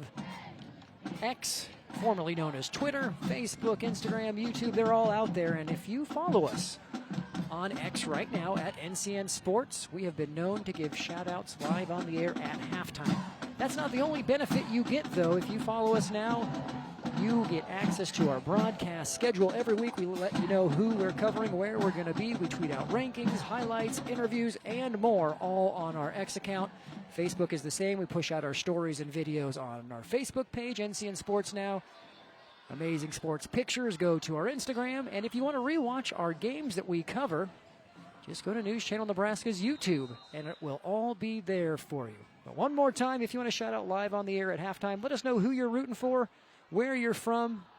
Give us a little message. We will give you a shout out. So on 3rd and 9, incomplete. And now Ashland-Greenwood doesn't need to use that last time out. And we anticipate Syracuse will punt it away again. Yeah, you're going to see Schroeder out of the backfield, just going to throw it a little low, almost threw it in the dirt, really. It's going to stop the clock, too, so Ashland-Greenwood doesn't have to use the timeout, leaving a minute left on the board, and giving Ashland-Greenwood another chance to put up a touchdown going in halftime. So there's the back off again to punt it away. That'll be a chance potentially for Smith to return, but it does take a roll down at the 38. Well, 57 seconds is more than enough time for the Blue Jays to work with. The way things have gone this second quarter, they have been putting up points quickly. And again, it's been Smith. 3 of his last 4 carries have gone for touchdowns. 22 yards, touchdown. 55 yards, touchdown. He slacked a little bit on his 12th carry, just a 2-yard carry. But then after that, 20-yard touchdown. Now he's been electric in these first 2 quarters. You can almost imagine he could hand the ball off to him too, and right here. Well, there he goes. Smith shedding tacklers across midfield down at the 45. Just a great job of just maintaining your balance, breaking tackles, and then at the end just driving, putting your head down and getting as many yards as you possibly can. Save the timeout. Tonjes has Smith out of the backfield. And there is a flag. This may be coming back. Would have been about a 9-yard gain, but yes, it's holding against the Blue Jays. See Smith kind of shaking up on that play. He took a hit right at the end, going out of bounds.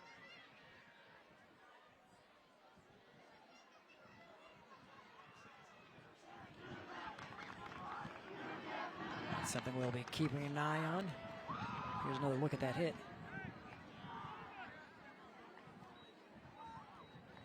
You're going to see Max Party come in, lay a big hit at the end of that play. Looks like he's shaking up. He's going to be attended to. Surely he'll be all right. If you're Syracuse, you're finally. You don't have to worry about him for at least one play. But again, he is not the only weapon on this Blue Jays offense. Tonjes now rolling out on the boot. It is complete. That's Kissinger on the reception. I was able to find Kissinger on that comeback route. Bootleg to the left. Pretty good place ball. Looked like a Syracuse defender had a hand on it too. Now the Blue Jays use their final timeout here.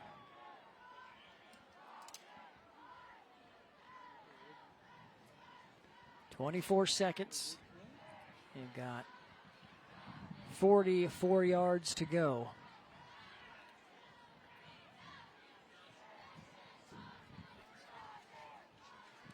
But the way this game got turned on its head, it started with a turnover and just compounded from there. Blue Jays taking full advantage, tough defense, potent offense, which has led to these 20 points scored by the Blue Jays while holding Syracuse scoreless here in this quarter.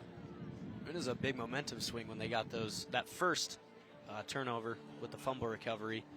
And that's the thing, you can't give this Ashland-Greenwood team any momentum, because then they will capitalize on their drives, able to score quickly, and then also create more turnovers.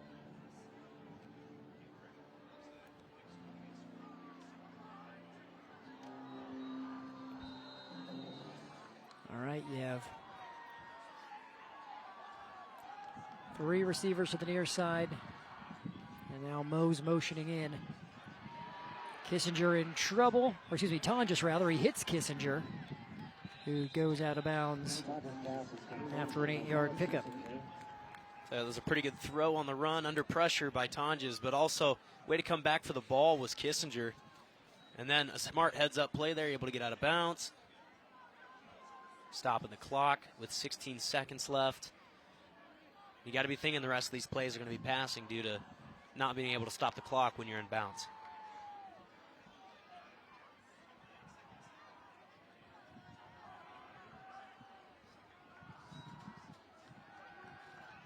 Pump fake by Tonjes. Look out. It bounces off of Moe's. That was on the money. Man, that's why he has 34-some touchdowns. Just an excellent play by the DB. That was Schroeder who, oh, excuse me, not Schroeder. That was Party who got his hands up. Yeah, got his hands up. Second. Got his hands up at the right time. But what a pretty ball. Able to do ball fake and then throw it to the left side of the field. That looked like it was going to be another home run hitter. 4th and 1. Zips it in there.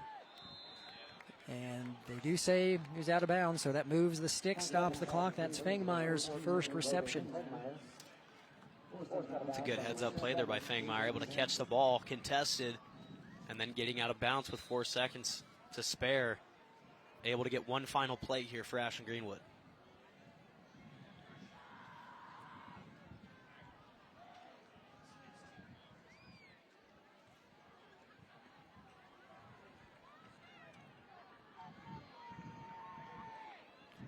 All right.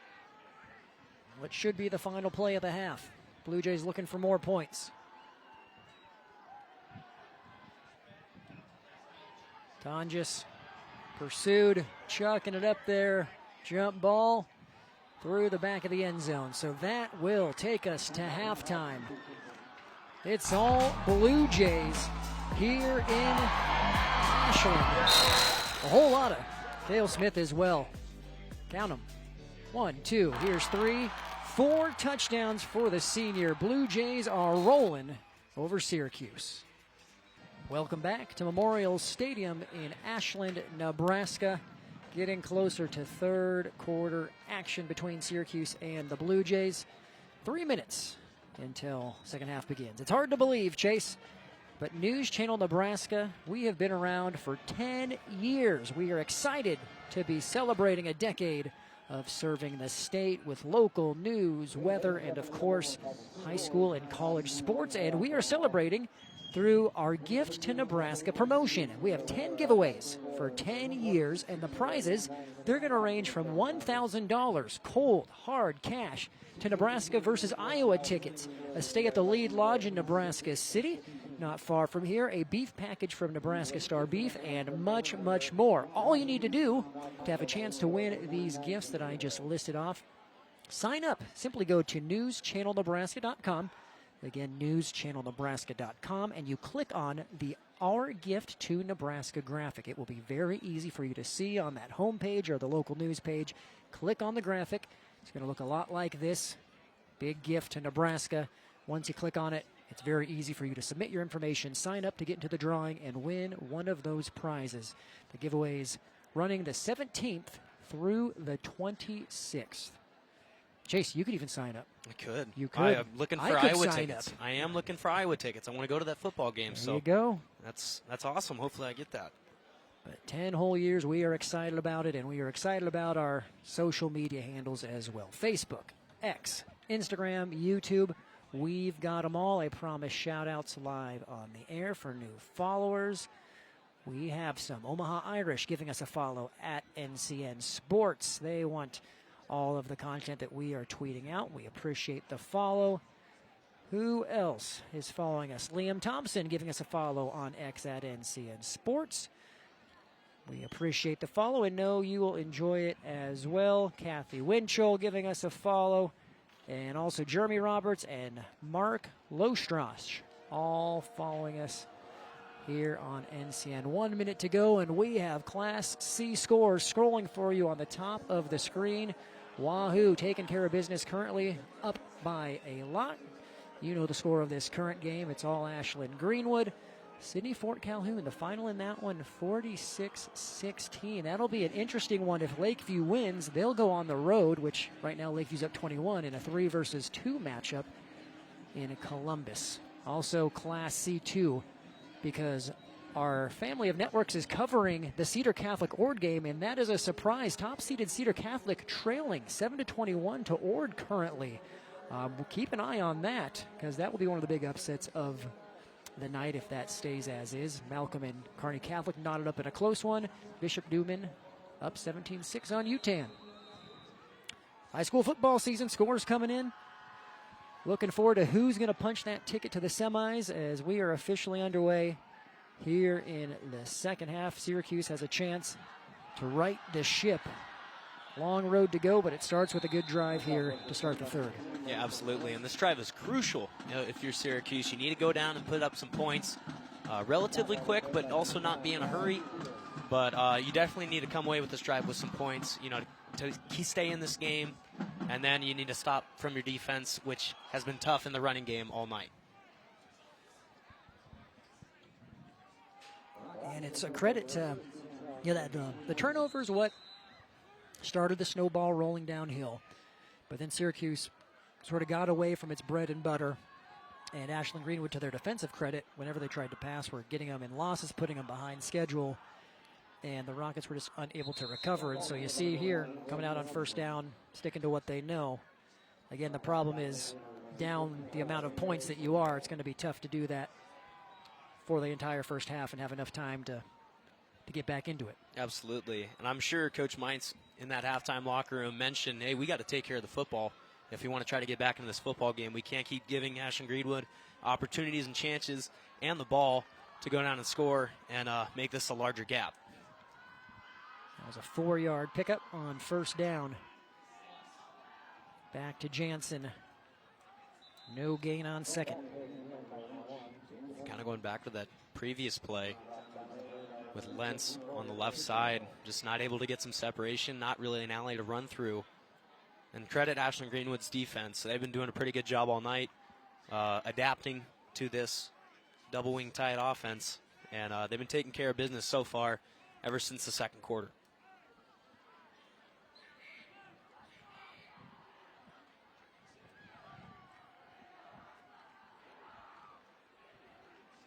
Third down and 5, and it goes to Lentz. No gain. Yeah, we saw Syracuse go for it in this situation earlier. Yeah, they tried to go underneath this time, try to catch the defensive lineman sleeping with a fullback dive underneath. Everyone stayed home. No one was really fooled. It's going to bring up about a 4th and 5 for the Syracuse offense. And you almost have to go for it here.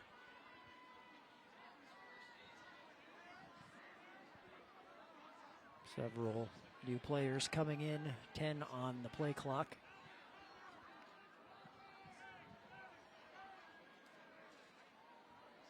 Three, and now that just didn't look good from the jump, and Syracuse punts it away, or wants to punt it away. Yeah, it looks like Jansen didn't get set while he got the snap. We're marching back 5 more. Or actually, looks like they're giving him the timeout. So timeout called prior to. But yeah, to your point, if they come out of the timeout and punt it again, this is the opposite of what they did earlier, and you need points. Absolutely. But we'll see what they do out of the huddle. Wouldn't be shocked if they kind of did for a fake punt scenario, where kind of like in the first quarter where they had a punter Jansen throwing the ball. But need to find a way here to either pick up a first down or get a really long punt and pin them deep and rely on your defense to get another stop. Well, this third quarter, it's brought to you by Farmer and Merchants Bank of Ashland. Farmer and Merchants Bank of Ashland is member FDIC, bringing you this third quarter where the Blue Jays are in control, 33-8 with 9:52 to go. Syracuse facing a 4th and 4.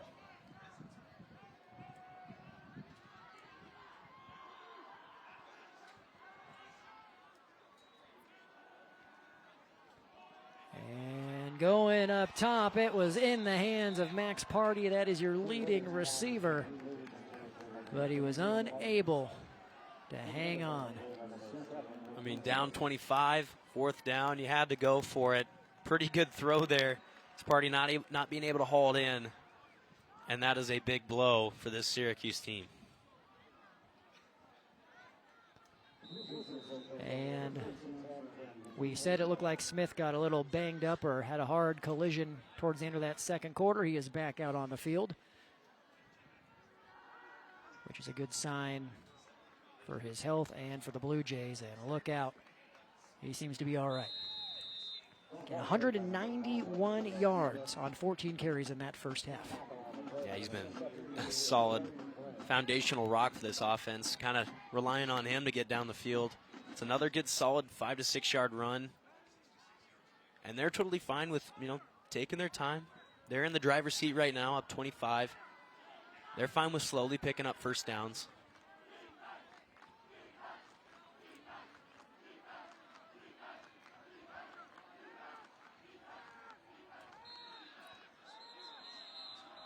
Now we have a flag coming from the far sideline. All start against the Blue Jays. They might have got Kissinger at the top of your screen. Might have took off a little too early at that wide receiver position. You see in the corner right there. Yep, little stutter right there. It'll back them up. Back to where they initially started.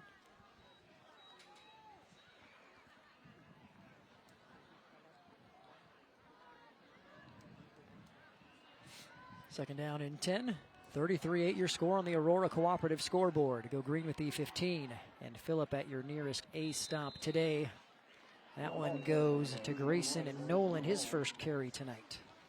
And not a bad run there by Grayson Nolan. I think that was just a really good play there by Camden Masters. That defensive end right there making a play. Holding him to the 3rd and about medium.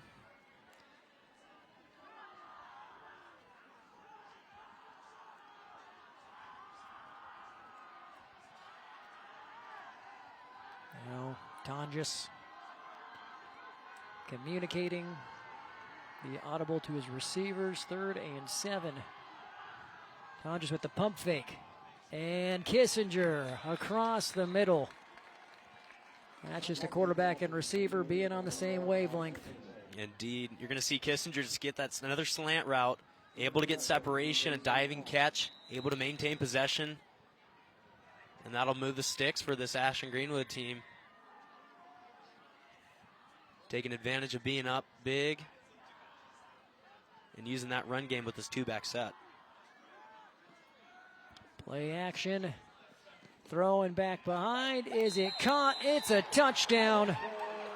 Tonjes to Mose. An 18-yard connection. That's Mose's 8th touchdown of the season.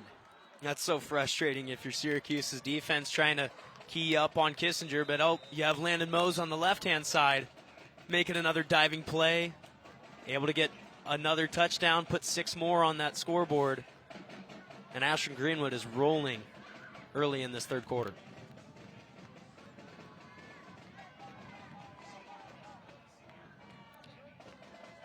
31-point lead for the Blue Jays. They're looking to make it 33 here, but there is laundry.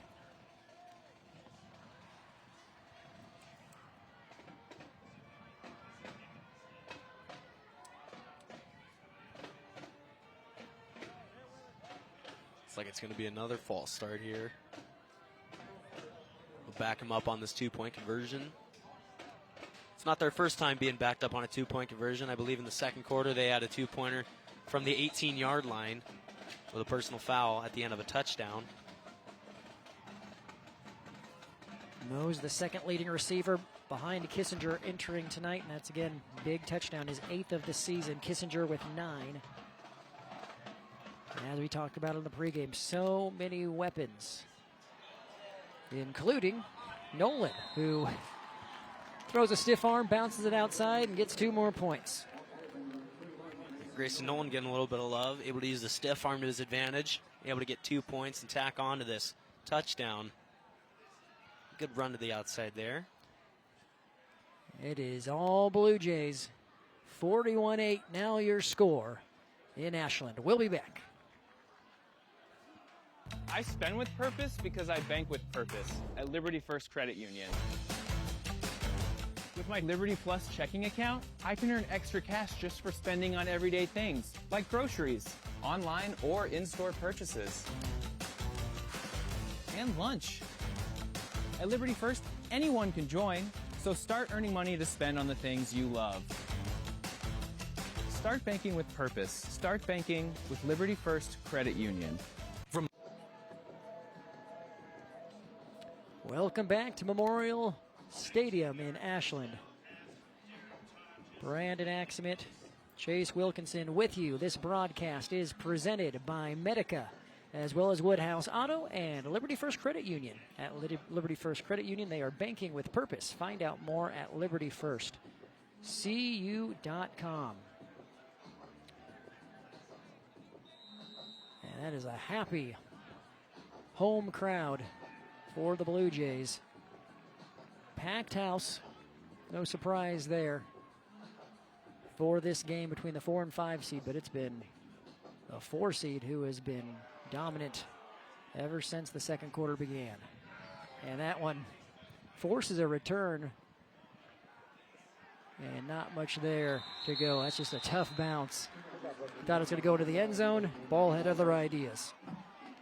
Yeah, it looked like that ball had some backspin on that kickoff. And I mean, it just, everything's not going Syracuse's way. Starting them up deep in their own territory. I believe around the 10-yard line. And they got to score quick here if they want to try to get back into this football game.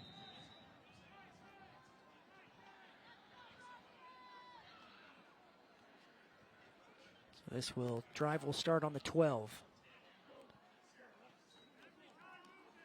Pitch to Jansen. Shedding a couple tacklers. Look out. Jansen breaking all the way to the second level. Much needed for the Rockets. That's their biggest play offensively in a while. I was just going to say that. It looked like it. Finally, that double wing tight formation able to break loose. Get a good chunky yardage. Able to get out of their own territory. They need a couple more of those to find pay dirt and try to get some points on the board and try to get claw back into this football game. That one went for 19.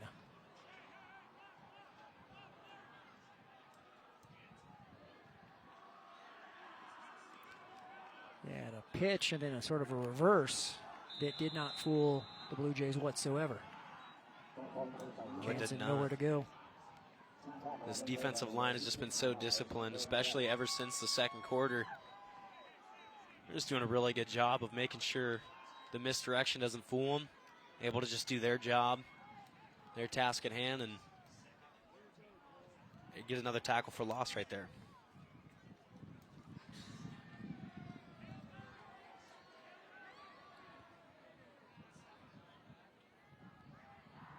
Six and a half to play here in quarter number 3.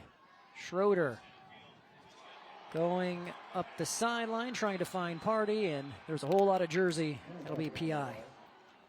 That's going to be on Logan Fangmeyer. Looks like he just held on to him for a little bit too long.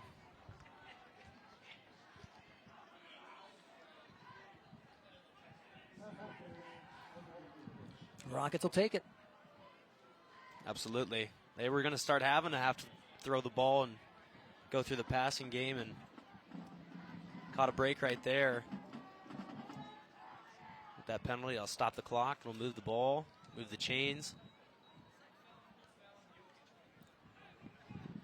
There's Coach Thompson, 19th year with Ashland-Greenwood.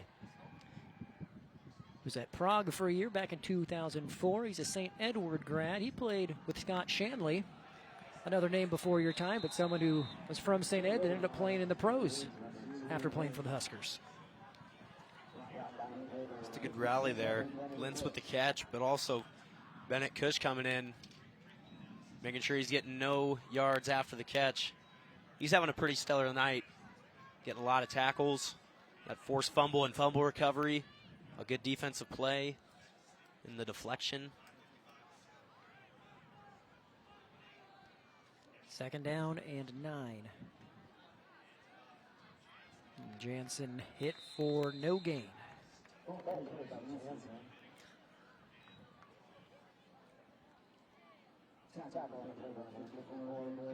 41-8 your score on the Aurora Cooperative scoreboard. It was 13-8 after one quarter. And the Blue Jays have been in control ever since. Outscored Syracuse 20-0 in the second. And they've added to the scoring here in the third. Syracuse trying to find the end zone for the first time since the game's opening drive. And Schroeder throwing that one up. It's picked by Mose. Here comes Mose. Looking for the house call. Not quite going to get it. But the Blue Jays force another turnover and set themselves up to find the end zone again. It was a great play there by Schroeder to evade the sack, but also he kind of just turned it and checked it. Still a good throw, just a little out of reach. Another interception by Mose and a great return to set up his offense. What a play.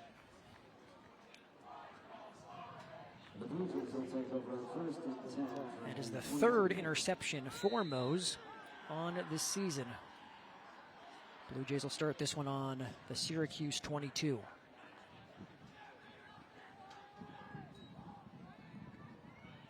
Tonjes on the boot, has a wide open receiver.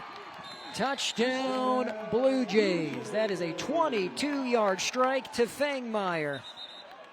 That's Fangmeyer's 7th touchdown of this season, and we may have a celebration flag here. That's a great way to respond to the pass interference, go get a touchdown on offense. And he will get a penalty here, spun the ball.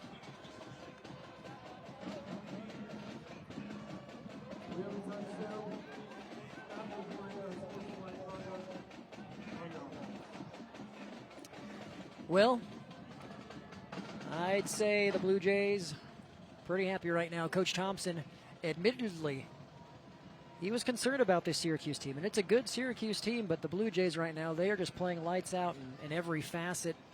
And as mentioned, when they got Syracuse off schedule, it just sort of got away from the Rockets. Turnovers will do that to you, and that is something that this defense has forced. Several of 3 turnovers and a turnover on downs. That's the big difference maker, that and Smith.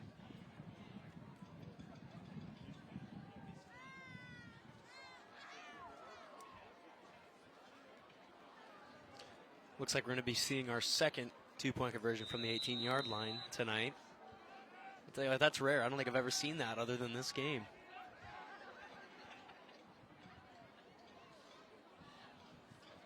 Well, maybe after that first, Coach Thompson came up with a play should they be in the situation again. We'll see. They go 5 wide here. And Tonjes looks to the sideline. 10 on the play clock.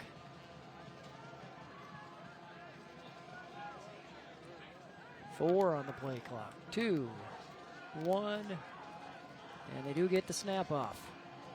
And zipping it in there. How about that? An 18-yard, 2-point conversion. Svangmeyer, again, 17 yards, excuse me. Regardless, it counts for 2 points. Tonjes put that one right on the money. It just looked like that slant route across the middle. Looked like no one really had him get covered. I'll go ahead and hand that ball to the ref this time. 41-point advantage for the Blue Jays over Syracuse. Just under 5 to play in the third. You're watching playoff football on NCN. The heart of Nebraska to across the state, RMV Construction is building more than just structures. We're building trust. RMV Construction has grown from humble beginnings to become a trusted name across central Nebraska and beyond. With unmatched craftsmanship, cutting-edge innovation, and an unwavering commitment to customer satisfaction, we deliver projects on time, on budget, and above expectations. Trusted, local, proven. RMV Construction in Kearney and Lincoln. Let's build your vision together. NCN Sports is brought to you by No Limits Tree Service, serving Lincoln, Omaha, and surrounding areas. Syracuse Area Health, compassionate care, healthy communities. Find out more at SyracuseAreaHealth.com. And by Home Innovations. Start your year-round luxury experience at SpasOnline.com. All smiles for the Blue Jays student section and the fans in attendance. With the score being what it is, 49-8, we will have a running clock.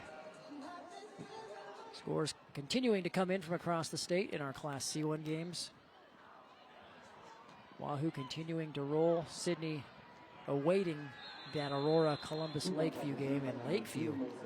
They're doing all right. It very much looks like it's going to be Sydney going to Columbus in the semis in our C1 bracket. Yeah, looks like they're taking care of business. There is going to be a penalty on Syracuse. Looks like it's going to be a hold. So that'll back them up to start off this drive.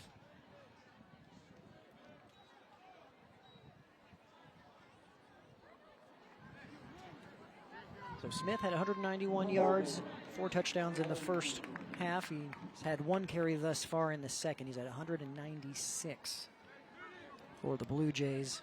The leading rusher for Syracuse at the halftime break was Brant Jansen, who had 32. He had a big run of 19 the last time Syracuse had the ball.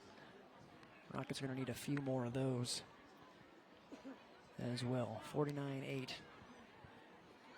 C2 scores now coming across. The other game we're covering on our network, Ord Cedar Catholic, the 9th seeded Chanticleer, still on top of the top seed, 21-7 at this point. Central Catholic in charge, 31-14. Malcolm Kearney Catholic tied 17 all, and another good one between UTAN and Bishop Newman.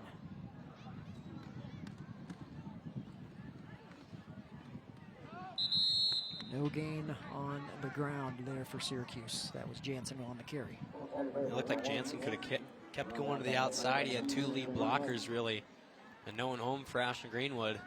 Decided he wanted to cut up field and got a minimal gain right there, if any.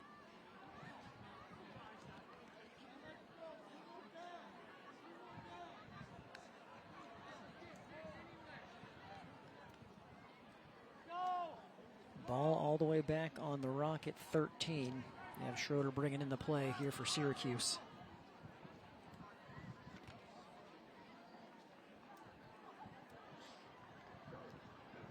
And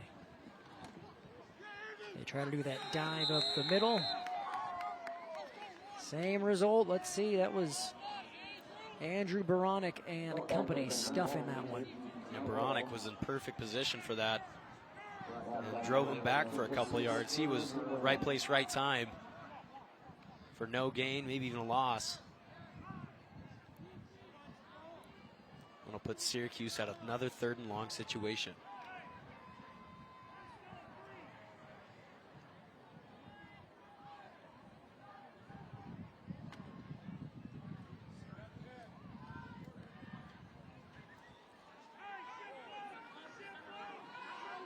Third down and 10. Schroeder back to pass. And what a catch. That will move the sticks for the Rockets, and that is the big target Party who hauls that one. That was a terrific catch there by Party. Even when, looks like Kissinger even got a hand on the ball. Good defense, but even better offense in that play. able to move the chains for a first down, and Syracuse keeps the drive alive.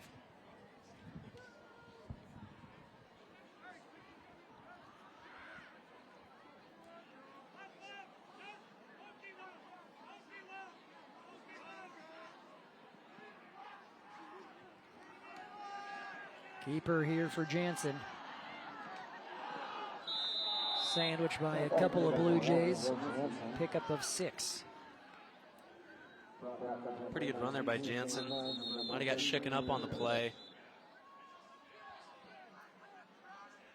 Trying to say he's fine. Well, staff will check him out. Hopefully he'll be able to come back in, assuming he's all right. Coach might say, how you feeling, bud? Still, I'm good, Coach.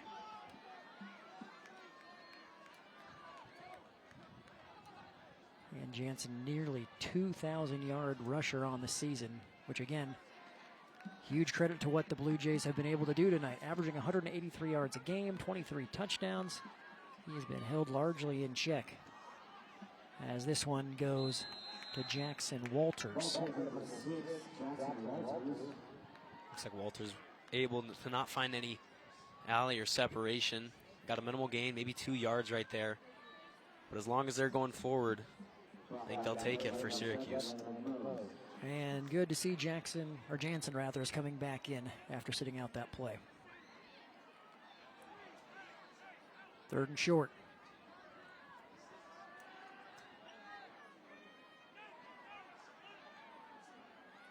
Pressure coming right up the middle.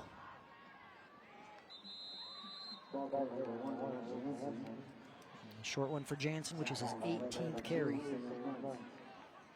Yeah, you're going to see Ashland-Greenwood bring pressure up the middle and in the interior line. And that's exactly right where they were running. So it's kind of a collision head on. Looks like Jansen able to pick up a couple, make it 4th and short for the offense.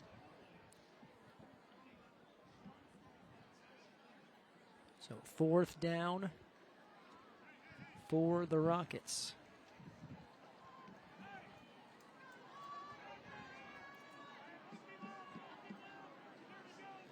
Jansen's going to just try to stretch it. He gets the first down. Drive continues. He's tackled near the 45. Looks like Jansen had some good lead blockers. Able to get upfield on a crucial 4th down. And again, it looks like he's shaken up on the play.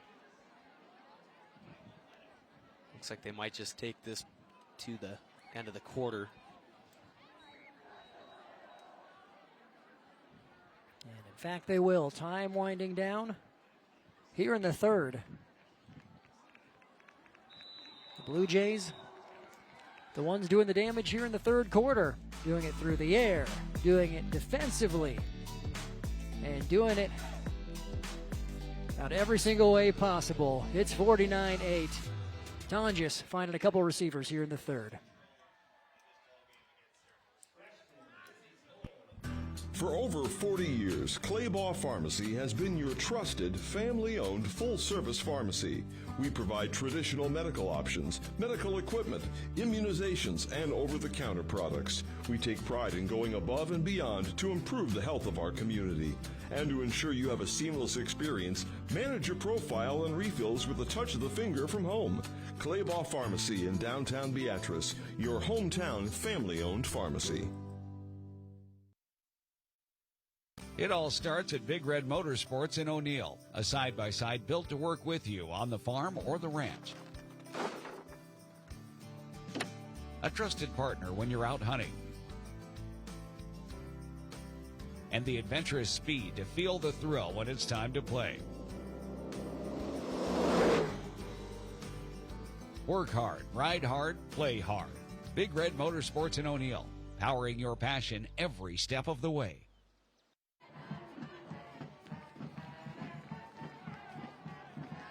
Welcome back. Brandon Axmit, Chase Wilkinson, 4th quarter that we anticipate may go pretty quickly with this running clock. Best drive for the Rockets we've seen since that 1st quarter. They've converted on a couple of 4th downs. Keeping the drive going there is Jansen on first for 4. Looks like Jansen's able to have a couple longer runs than he's used to. Ever since that second quarter, he's getting a lot of tackles for losses. Now he's kind of finding a rhythm, able to get upfield for most of these plays, picking up 4 to 5 yards at a time.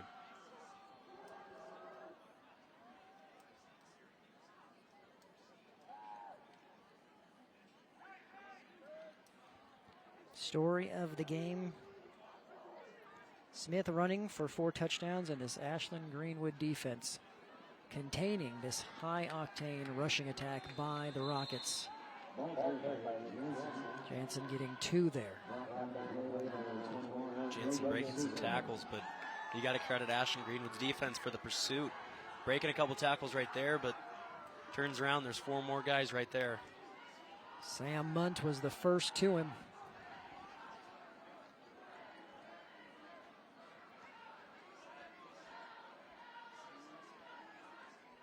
Brings up 3rd down and 5.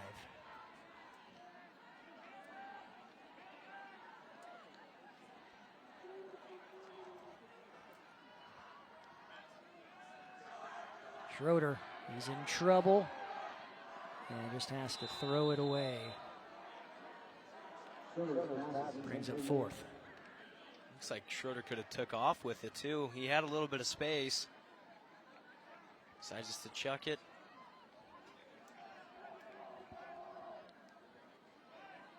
Bring up 4th down. 49-8 your score on the Aurora Cooperative Scoreboard. Go green with E15. And Phillip at your nearest A stop today, C1.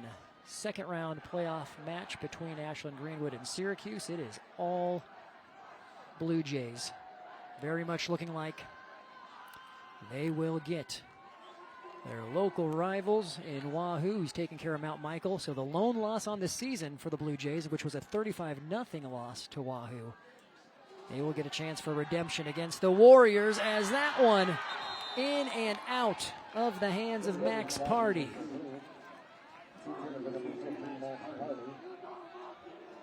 Man, that's about as good a ball as you could have hoped for. And may have been partially due to that rake of Fangmeyer. Yeah, Fangmeyer just had great defense the whole way. Kind of had a step on him. Fangmeyer able to recover, get back on the wide receiver, and make a play on the ball. And that's just a big blow for Syracuse. That close.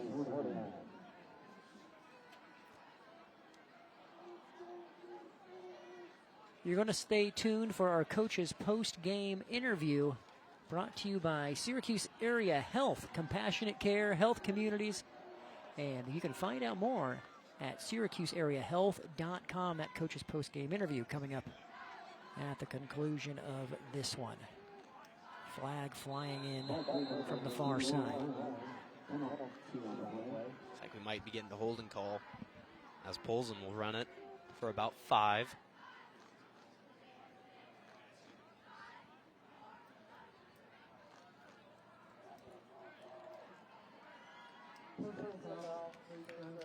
Oh, so face mask against the Rockets. We'll see if we can spot it here. Yep, you're going to see number 15. Yep, able to get the hands on the face mask, and they're going to call that every time. As you see Ashland-Greenwood subs come in, a lot of second-string players trying to slowly drive down the field, chew clock, knowing that what the business is done, and try to walk away with a win.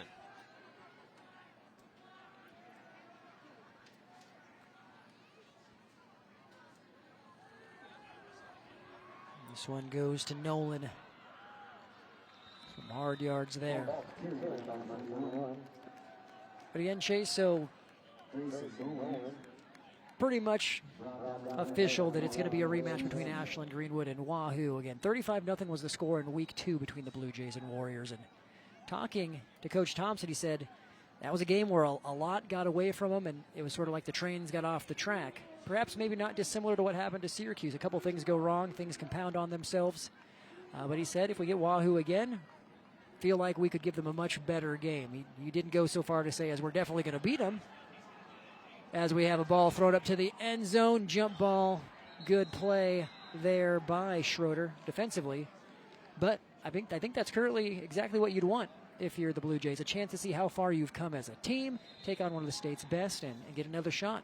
Absolutely. And I love Thompson's pregame interview when he said, we learned a lot from that game. No one likes to get beat 35-0. And you could take it one of two ways. You could get down and out about it, or he can motivate you, to turn around the season. And that's exactly what they've done. Winning out basically ever since that loss, taking care of business with a lot of different teams. And looks like they're getting hot at the right time. And the rematch in the semifinals, I think it's going to be a great game, great matchup. Wahoo, very talented roster. It's going to be an exciting semifinal game. That young man, Derek Tonjes, this time getting it out to Kissinger. It's going to be a screen play to Kissinger, able to pick up another first down. And they're not in a hurry, as you can tell. Well, it looks like they're going to be in a hurry for this play right here, but I think they'd be able to chew clock for the 7 minutes remaining. You're going to stay tuned for our top plays in our post-game show. As that one goes to Nolan, our top plays are brought to you by Home Innovations. Start your year-round luxury experience at spasonline.com or visit their showrooms in Omaha and Lincoln to find your luxury at home with Home Innovations Spas. And our top plays also brought to you by CS Concrete in Greenwood. Concrete mixed on-site all across eastern Nebraska. CS Concrete bringing you the top plays in our post-game show.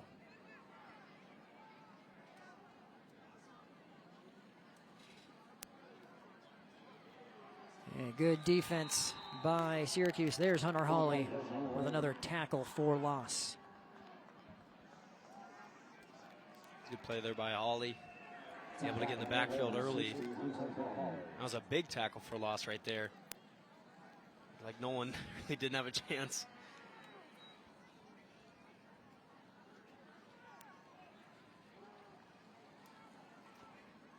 Looking at 3rd and 13, under 6 minutes to go. Back to Nolan. Give him 7. Well, Chase, what's impressed you most about this Blue Jays team? Just able to capitalize, on turnovers and momentum. I feel like the biggest thing is, your defense knowing that Syracuse is this high-powered offense that scores in a different way than you usually see throughout the season. And they're able to catch on with it, able to get some turnovers. I think 3 turnovers, 2 interceptions, and the fumble recovery. And then they just get right to work on offense. They go down and score very quickly. And that's a big, momentum killer for Syracuse. So able to capitalize, I feel like, is their biggest skill. And there you have the magic footwork of Tonjes, extending the play, throwing across his body, which is super easy to do, and then finding Kissinger. Would be a 1st and goal situation for, nope, never mind. Syracuse will be able to,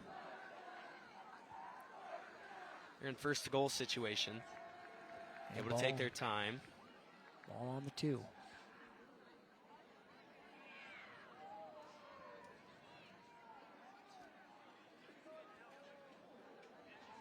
And there's a pitch to Nolan, and he finds the end zone. His first touchdown of the night. Icing on the cake for the Blue Jays. Yeah, they're going to fake the handoff underneath, and they're just going to pitch it out right with Nolan able to find the edge. Missed tackle. Like you said, a big exclamation point on this game tonight. Potentially making it 56-8.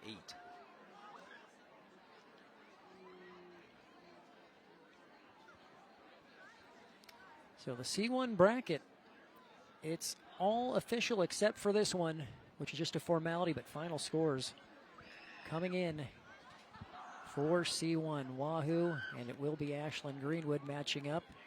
On the other side of the bracket, Sydney will be making the trip to Columbus in a 2 versus 3. As that PAT is through.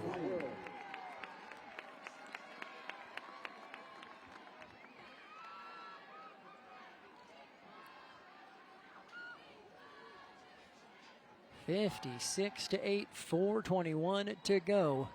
We'll take a break here in Ashland. It's all Blue Jays on NCN.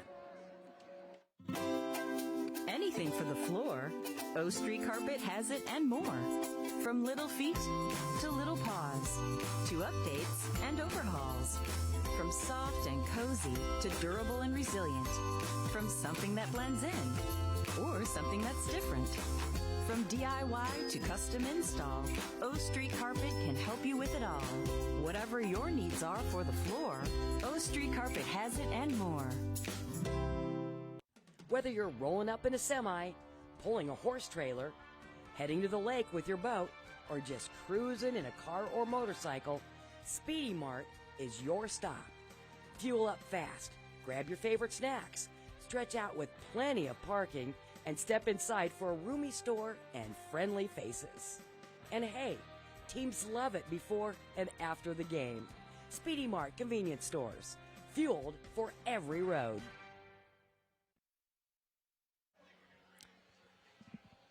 Memorial Stadium, Ashland, Nebraska. Wrapping up this one, Blue Jays will be advancing to the semis. Our high school football playoff coverage on NCN is presented by Liberty First Credit Union, Medica, and Woodhouse Auto. Brandon Axmith, Chase Wilkinson wrapping things up for you here tonight.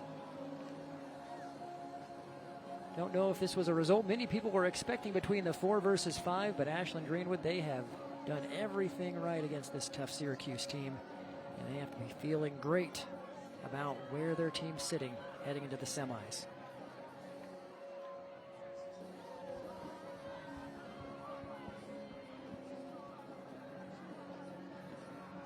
You're going to want to stay tuned as well for our post-game show. We'll be talking to our player of the game. And that interview is brought to you by Nebraska Orthopedic Center. At Nebraska Orthopedic Center, they are your healing destination. Nebraska Orthopedic Center, player of the game sponsor, will be coming up. Just over 4 minutes of game time remaining. Return out near the 40. Well, Chase, also, if you're Syracuse, I mean, a lot to be proud of. Clearly, first time you made the playoffs in nearly a decade. Play a fun brand of football. Undefeated until this point. You're going to end your season with just one loss. That's nothing to feel upset about. No, absolutely. I know that's sort of the silver lining right now if you're a Syracuse fan, but still. Right. No, but there's nothing to hang your head about. You know, you had a great season. You're undefeated until this point, you know. First time you've been to the playoffs since 2016, so that's a big milestone, and it's a huge accomplishment for this football team. So I know that's not the way you wanted to end it, but it's also you're going to see Jansen go into the end zone potentially. Jansen wants to find the end zone before his senior season concludes. How about a 60-yarder for Jansen, notching his 24th touchdown of the season. That's good for the senior, though. He's been waiting all night to kind of break one. Able to switch course, go from right to left, go all the way down the field for that 60-yard touchdown. I'm sure that's got to finally feel good.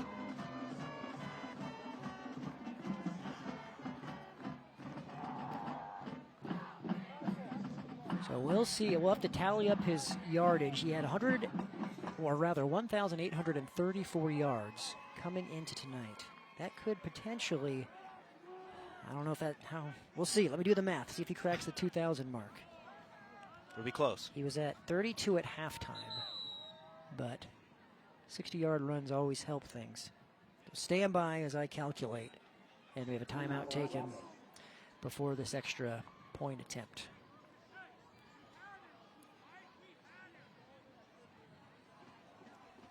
So we'll take a quick break as well. 3:27 to go, 56-14 your score. NCN Sports is brought to you by Western Oil. Make your first and last stop to and from the game at your nearest Speedy Mart or Good to Go convenience stores today.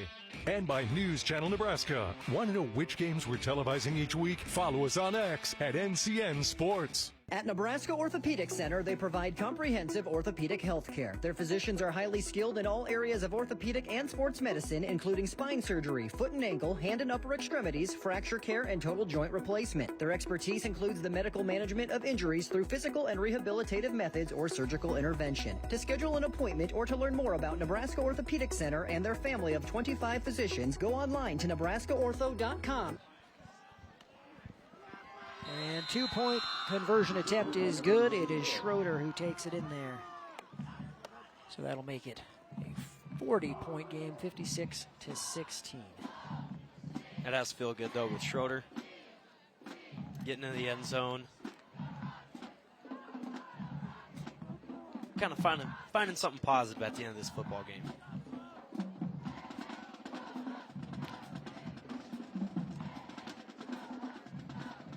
And for the Rockets, to that point, they get on the board for the first time since the first quarter. And like we were talking about, this is a good team. This is a historic team related to how good Syracuse has been in recent years.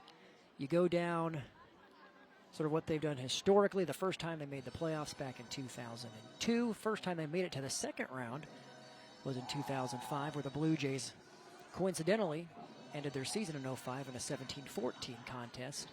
The best season to date for Syracuse back in 2008, where they made it to the semifinals. Boys Town defeated them 25-12 in that 08 season. Then they followed that up in 09 by making it to the third round. But since 09, they had 6 trips to the playoffs. Only once did they make it out of the first round. And as mentioned, since a 9-year hiatus, they have been back, made it to the quarterfinals, and have to be proud about what they've done. 56-16 your score. As we're in the final minutes of this one, onside kick attempt is fielded by the Blue Jays. And tried an onside late in the game. It was honestly a great play there to snag that football. Looked like it almost could have been successful. Stay tuned for our post-game show. It's brought to you by Custom Sports. From screen-printed T-shirts to sublimated jerseys, they have what your team needs to look great. Check them out at CustomSportsCo.com. You'd have to think this would probably be the final possession of the game, with Ashland-Greenwood trying to run out the rest of the clock with 3:20 to go. Get a couple first downs, take some knees, get out of here with a win, and move on to the semifinals.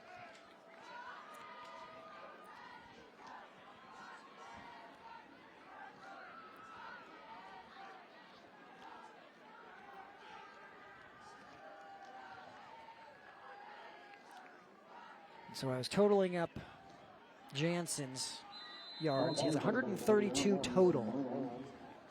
With the math, 132. He's short of 2,000 on the season. 1,966 right now for Jansen. So if they get the ball back, there's a chance. He needs 34 more yards. Looks like a Blue Jay cramping up here. That is Nolan. Scored the touchdown most recently for the Blue Jays.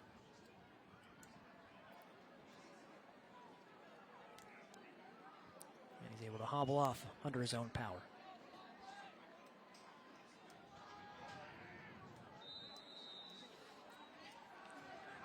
You have a remedy as a former player for cramps. Best way to get rid of them. Do I? Yeah, what's I didn't what's really the cramp secret? up a lot. Oh, pickle juice at halftime, there maybe. You go. It's probably the best scenario. Bananas. If you're not cramping up in 6-man, you are in exquisite shape. Backyard football running all over the place. I've seen a lot of running on the field here tonight. Smith, who is also nice from his perspective, he's pretty much gotten the second half off. 1 carry for 5 yards after that 191-yard, 4-touchdown performance. I think he's earned it. I would say so, yeah. And now we have, looks like backup quarterback in as well. As you mentioned earlier, several second and third stringers getting some PT.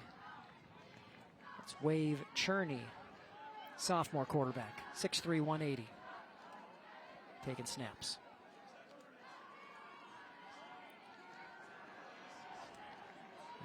Cherney steps up, ball pops out. He falls on it. He's going to be under pressure. Loses the football, able to fall back on it, though. Wave Cerny.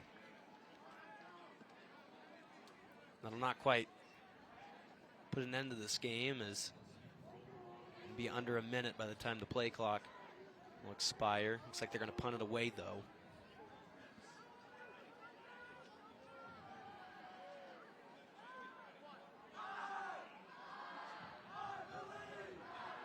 And we're officially under a minute to go as this punt rolls down right at the 25.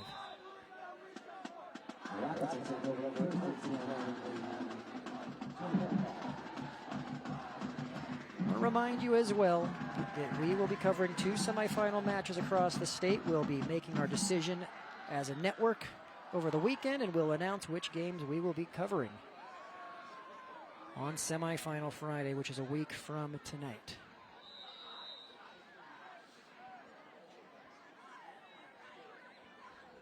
A few more snaps here. By a few, I mean one, before this one becomes official.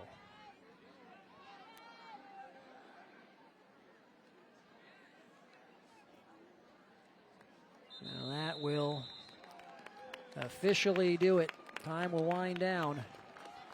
Your final tonight. Ashland-Greenwood putting in a dominant performance. 56-16 is your final. Blue Jays making a statement with this performance. They get a rematch with Wahoo, their lone loss on the season against the Warriors. They'll have a chance for redemption next week.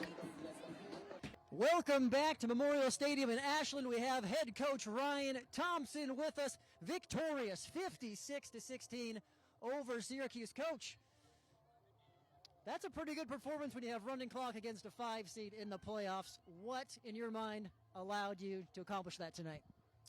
Number one, players. Our players locked in all week, prepared all week. All we ask for them is to be coachable, and then we turn them loose. Like, we're not going to get in the way. So I'm going to give credit to the players. Our staff had a great game plan, but they make it work. So my hats are off to them. So proud. For the most part, that first half, you held their 1,800-yard rusher to about 30 yards. That turnover was huge. Looked like it might have been a back-and-forth slugfest, but your defense made a big play. How pivotal was that first turnover in that second quarter, rather? I mean, obviously huge. That was a lot of momentum. We felt like if we could get 1 or 2 stops, maybe our offense could get clicking and they'd have to play catch-up. So getting that turnover was big. You know, we had a ton of 4th downs that we couldn't get them off the field, and they just build momentum. So for us to come up with that big of a play was big, and then converting it afterwards was even better. Well, before I ask you about Mr. Smith, you get a rematch with Wahoo, chance at redemption. What does that mean for you and this team? I'm not going to make a big deal of it. I think it's another game. They're the team to beat, right? They've been the top of C1 for 3 years now, and someone's going to have to go through them. Our goal is to play our best football and see where it is in the 4th quarter, get ourselves an opportunity, and that's what we're going to prepare for. Someone who played really good football is Cale Smith, 191 yards in the first half, 4 touchdowns. What does he offer this team? It feels pretty self-explanatory, but that's a heck of a performance.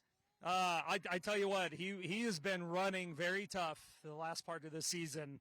I think, you know, he's just getting stronger as the games go. I think our line is really starting to gel together. And I'm just, like you said, I'm glad he's on our side. I'm excited that we get another week with him, and I know he'll be ready to go on Friday. Coach, thank you for the time. Best of luck next week. Appreciate it. Thank you. All right, let's bring in our Nebraska Orthopedic Center player of the game, Cale Smith. You heard the stat line, 196 total yards, 4 touchdowns, most importantly, a big win for the Blue Jays. Asked him on camera if he's done this before. He has. He scored 4 touchdowns in the playoffs last year. So what is it about the playoffs that allows you to perform at the highest level?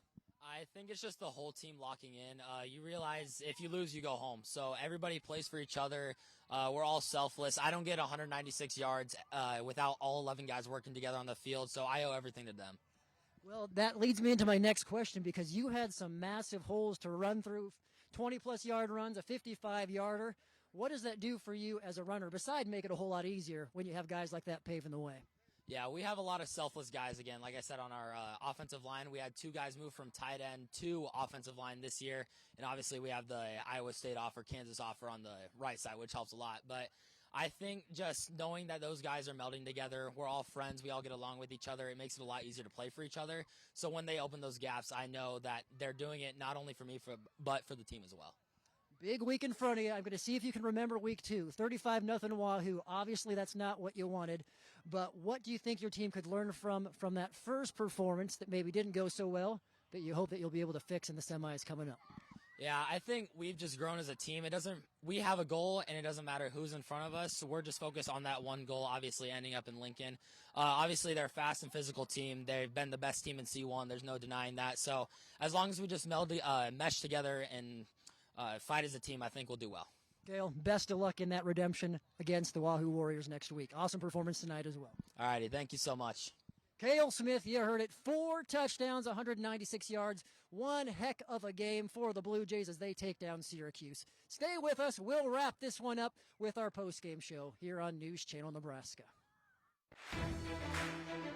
The postgame show is brought to you by Custom Sports. Check them out at CustomSportsCO.com. NCN Sports is brought to you by Western Oil. Make your first and last stop to and from the game at your nearest Speedy Mart or good-to-go convenience stores today. And by News Channel Nebraska. Want to know which games we're televising each week? Follow us on X at NCN Sports. Kearney, Nebraska is the getaway you never knew you needed. With comfortable, premium lodging, eclectic shopping, and a variety of locally owned craft food and drink options, Kearney has something for everyone. By day, you'll find rich history, outdoor adventure, and some of America's most unique attractions. And by night, our many entertainment options, dazzling performances, and unique hangouts offer the perfect way to unwind. Visit Kearney. It's so much more than just in the middle. Whether we're talking commercial or residential plumbing, Lamel Plumbing is the place you call. Lamel provides 24-hour emergency service as well. Call them if you get in a tight spot. And as for their retail items, well, you got to check out some of their faucets, some of their kitchen items, and some of their bathroom items like their Onyx showers. And hey, say you got a digging job, you call Lamel Plumbing for that too. They've added a full-time crew for you, doing backhoe, trenching, and sewer work. Take that digging job off your list and have Lamel do it for you. That's Lamel Plumbing in Beatrice, now at their new location on North 7th Street in Beatrice. On your way to the big game or heading home after the win, Speedy Mart is the ultimate team stop. Stay alive! Stay alive! Stay alive! Stay alive! You're bound to stay alive at Speedy Mart. Icy cold drinks? Check. Tasty snacks? Double check. Fast fuel and room for the whole crew? You know it. Be aggressive! And make sure to go to Speedy Mart after the game.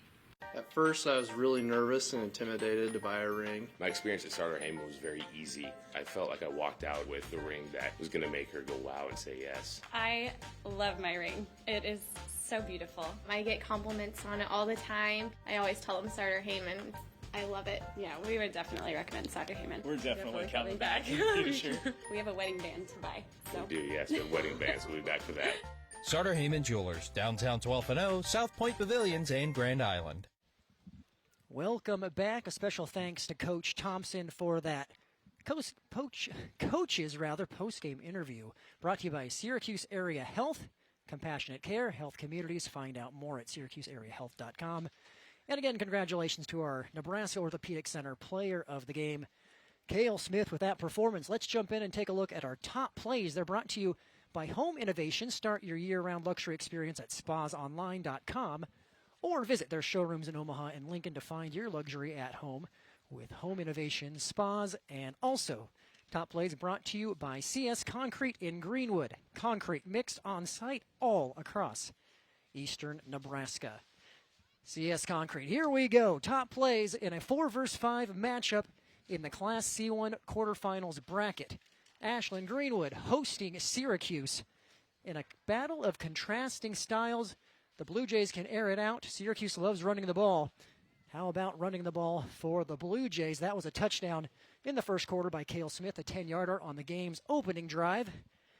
Great response by the Syracuse Rockets. This was on 4th down, where Chase, they went for it on 4 3 times on the opening drive. That was a Mason Lentz 30-yard touchdown, and it set up a great touchdown run by Will Jansen, his 24th touchdown of the season. That one from 9 yards out. Yeah, they were about almost tied it up there, and it was kind of a back and forth where both teams scored on their first drive, and it looked like it was in for a good ball game. 2-point conversion by the Rockets put them up 8-7. How about this touchdown run by Derek Tonjes, the quarterback, taking it in from 19 yards out? It would make it 13-8 heading into the second. Blue Jays on top. This was where the momentum shifted. A fumble by Jansen gives the Blue Jays the ball back as we head to the second quarter, and then the Blue Jays would take full advantage. Yeah, that was a good fumble recovery by Bennett Cush, and that allowed Cale Smith to have another big run, breaking a couple tackles, getting into the end zone, and like you said, this is really where the momentum started to swing in terms of the ball game. That was a 22-yarder by Smith, making it 19-8 early on in the second quarter. After another Syracuse turnover, ball back in Smith's hand, same result. This time 55 yards to the house. 25-8 your score midway through the second. That is his third touchdown. This is not a replay. This is another Smith touchdown, his fourth of the half. And just in case you were unsure, Smith will help you out with the 1, 2, 3. That is 4 for number 5. He had 191 yards in the first half alone. Then we're continuing to make big plays for the Blue Jays. As we are now in the third quarter, that is a pass from Tonjes. Oh, that is a 2-point conversion to Landon Mose. It's a touchdown to Mose. And we are continuing to find the end zone. There is the 2-point conversion by Grayson Nolan. The point being the Blue Jays are on a roll. It was 49-8 after the third quarter. We're now in the fourth, but this was a nice one to see. Will Jansen nearly gets 2,000 yards as a senior. Didn't get the result he wanted in his final game for Syracuse, but he takes 160 yards to the end zone. His second touchdown of the night. That made it 56-16 late. But the story here, Ashland-Greenwood's suffocating defense forces multiple turnovers. Cale Smith rushes for nearly 200 yards and 4 touchdowns. They get the victory, and they get a rematch with Wahoo in the semifinals next week. Chase, what else can you say about what we saw tonight? Not a lot. Turnovers and big plays were the name of the game. Just Ashland-Greenwood's defense forcing all these turnovers, and then for the offense to go out there and capitalize and use that momentum really just separated them away from Syracuse and really made this not a big contest. So let's take a look at the official C1 bracket as we head to semifinal Friday next week. Already alluded to it. It's a rematch between Wahoo and Ashland-Greenwood. The Blue Jays fell to the Warriors 35-0 in week 2. They're feeling better about how they're playing currently. They know it's a tough task, but they have a shot to take down the Warriors in the semis. That is semifinal number 1 on the C1 bracket. Second side of the bracket in Class C1. We will let you know who that'll be, and it's going to be 2 versus 3. Sydney, they're going to have to make the long road trip to Columbus to take on the Vikings in what should be a great game as well. Lakeview taking care of business over Aurora. Sydney winning fairly easily over Fort Calhoun. So there you go. Wahoo, Ashland-Greenwood, Sydney, Columbus, Lakeview, your final 4 teams in the bracket. And as we have talked about, we want to make sure you know, we will be covering 2 semifinals next week. Officially, they will be announced over the weekend. If you follow us on X at NCN Sports, that may be where the announcement comes out first. But we will find 2 games, and we'll be televising them on our network next Friday. Then next Saturday, we're in Kearney for the Lopers game against Central Missouri. We're also in Wayne, America, as the Wildcats host Augustana. You'll get one of those 2 games. The Wayne State game you can also watch online wherever you live for free. And then, as advertised, November 21st, 2 weeks from tonight, we will be in Kearney for the 6-man state championship, and we're looking forward to that as well. And do not forget, we do want to let everybody know about our NCN giveaway. It is coming up the 17th through the 26th. We are celebrating 10 years of being on the air, serving the state of Nebraska with local news, weather, community events, and sports. All you have to do is go to newschannelnebraska.com, click on Our Gift to Nebraska and the giveaway, and you can sign up for a bunch of great prizes that include care packages, $1,000, cash, trips to the Nebraska-Iowa game, Supernovas tickets, and a whole lot more. Last but not least, don't forget to follow us on social media. X, Facebook, Instagram, and YouTube is where we post all of our games that you can rewatch at your convenience.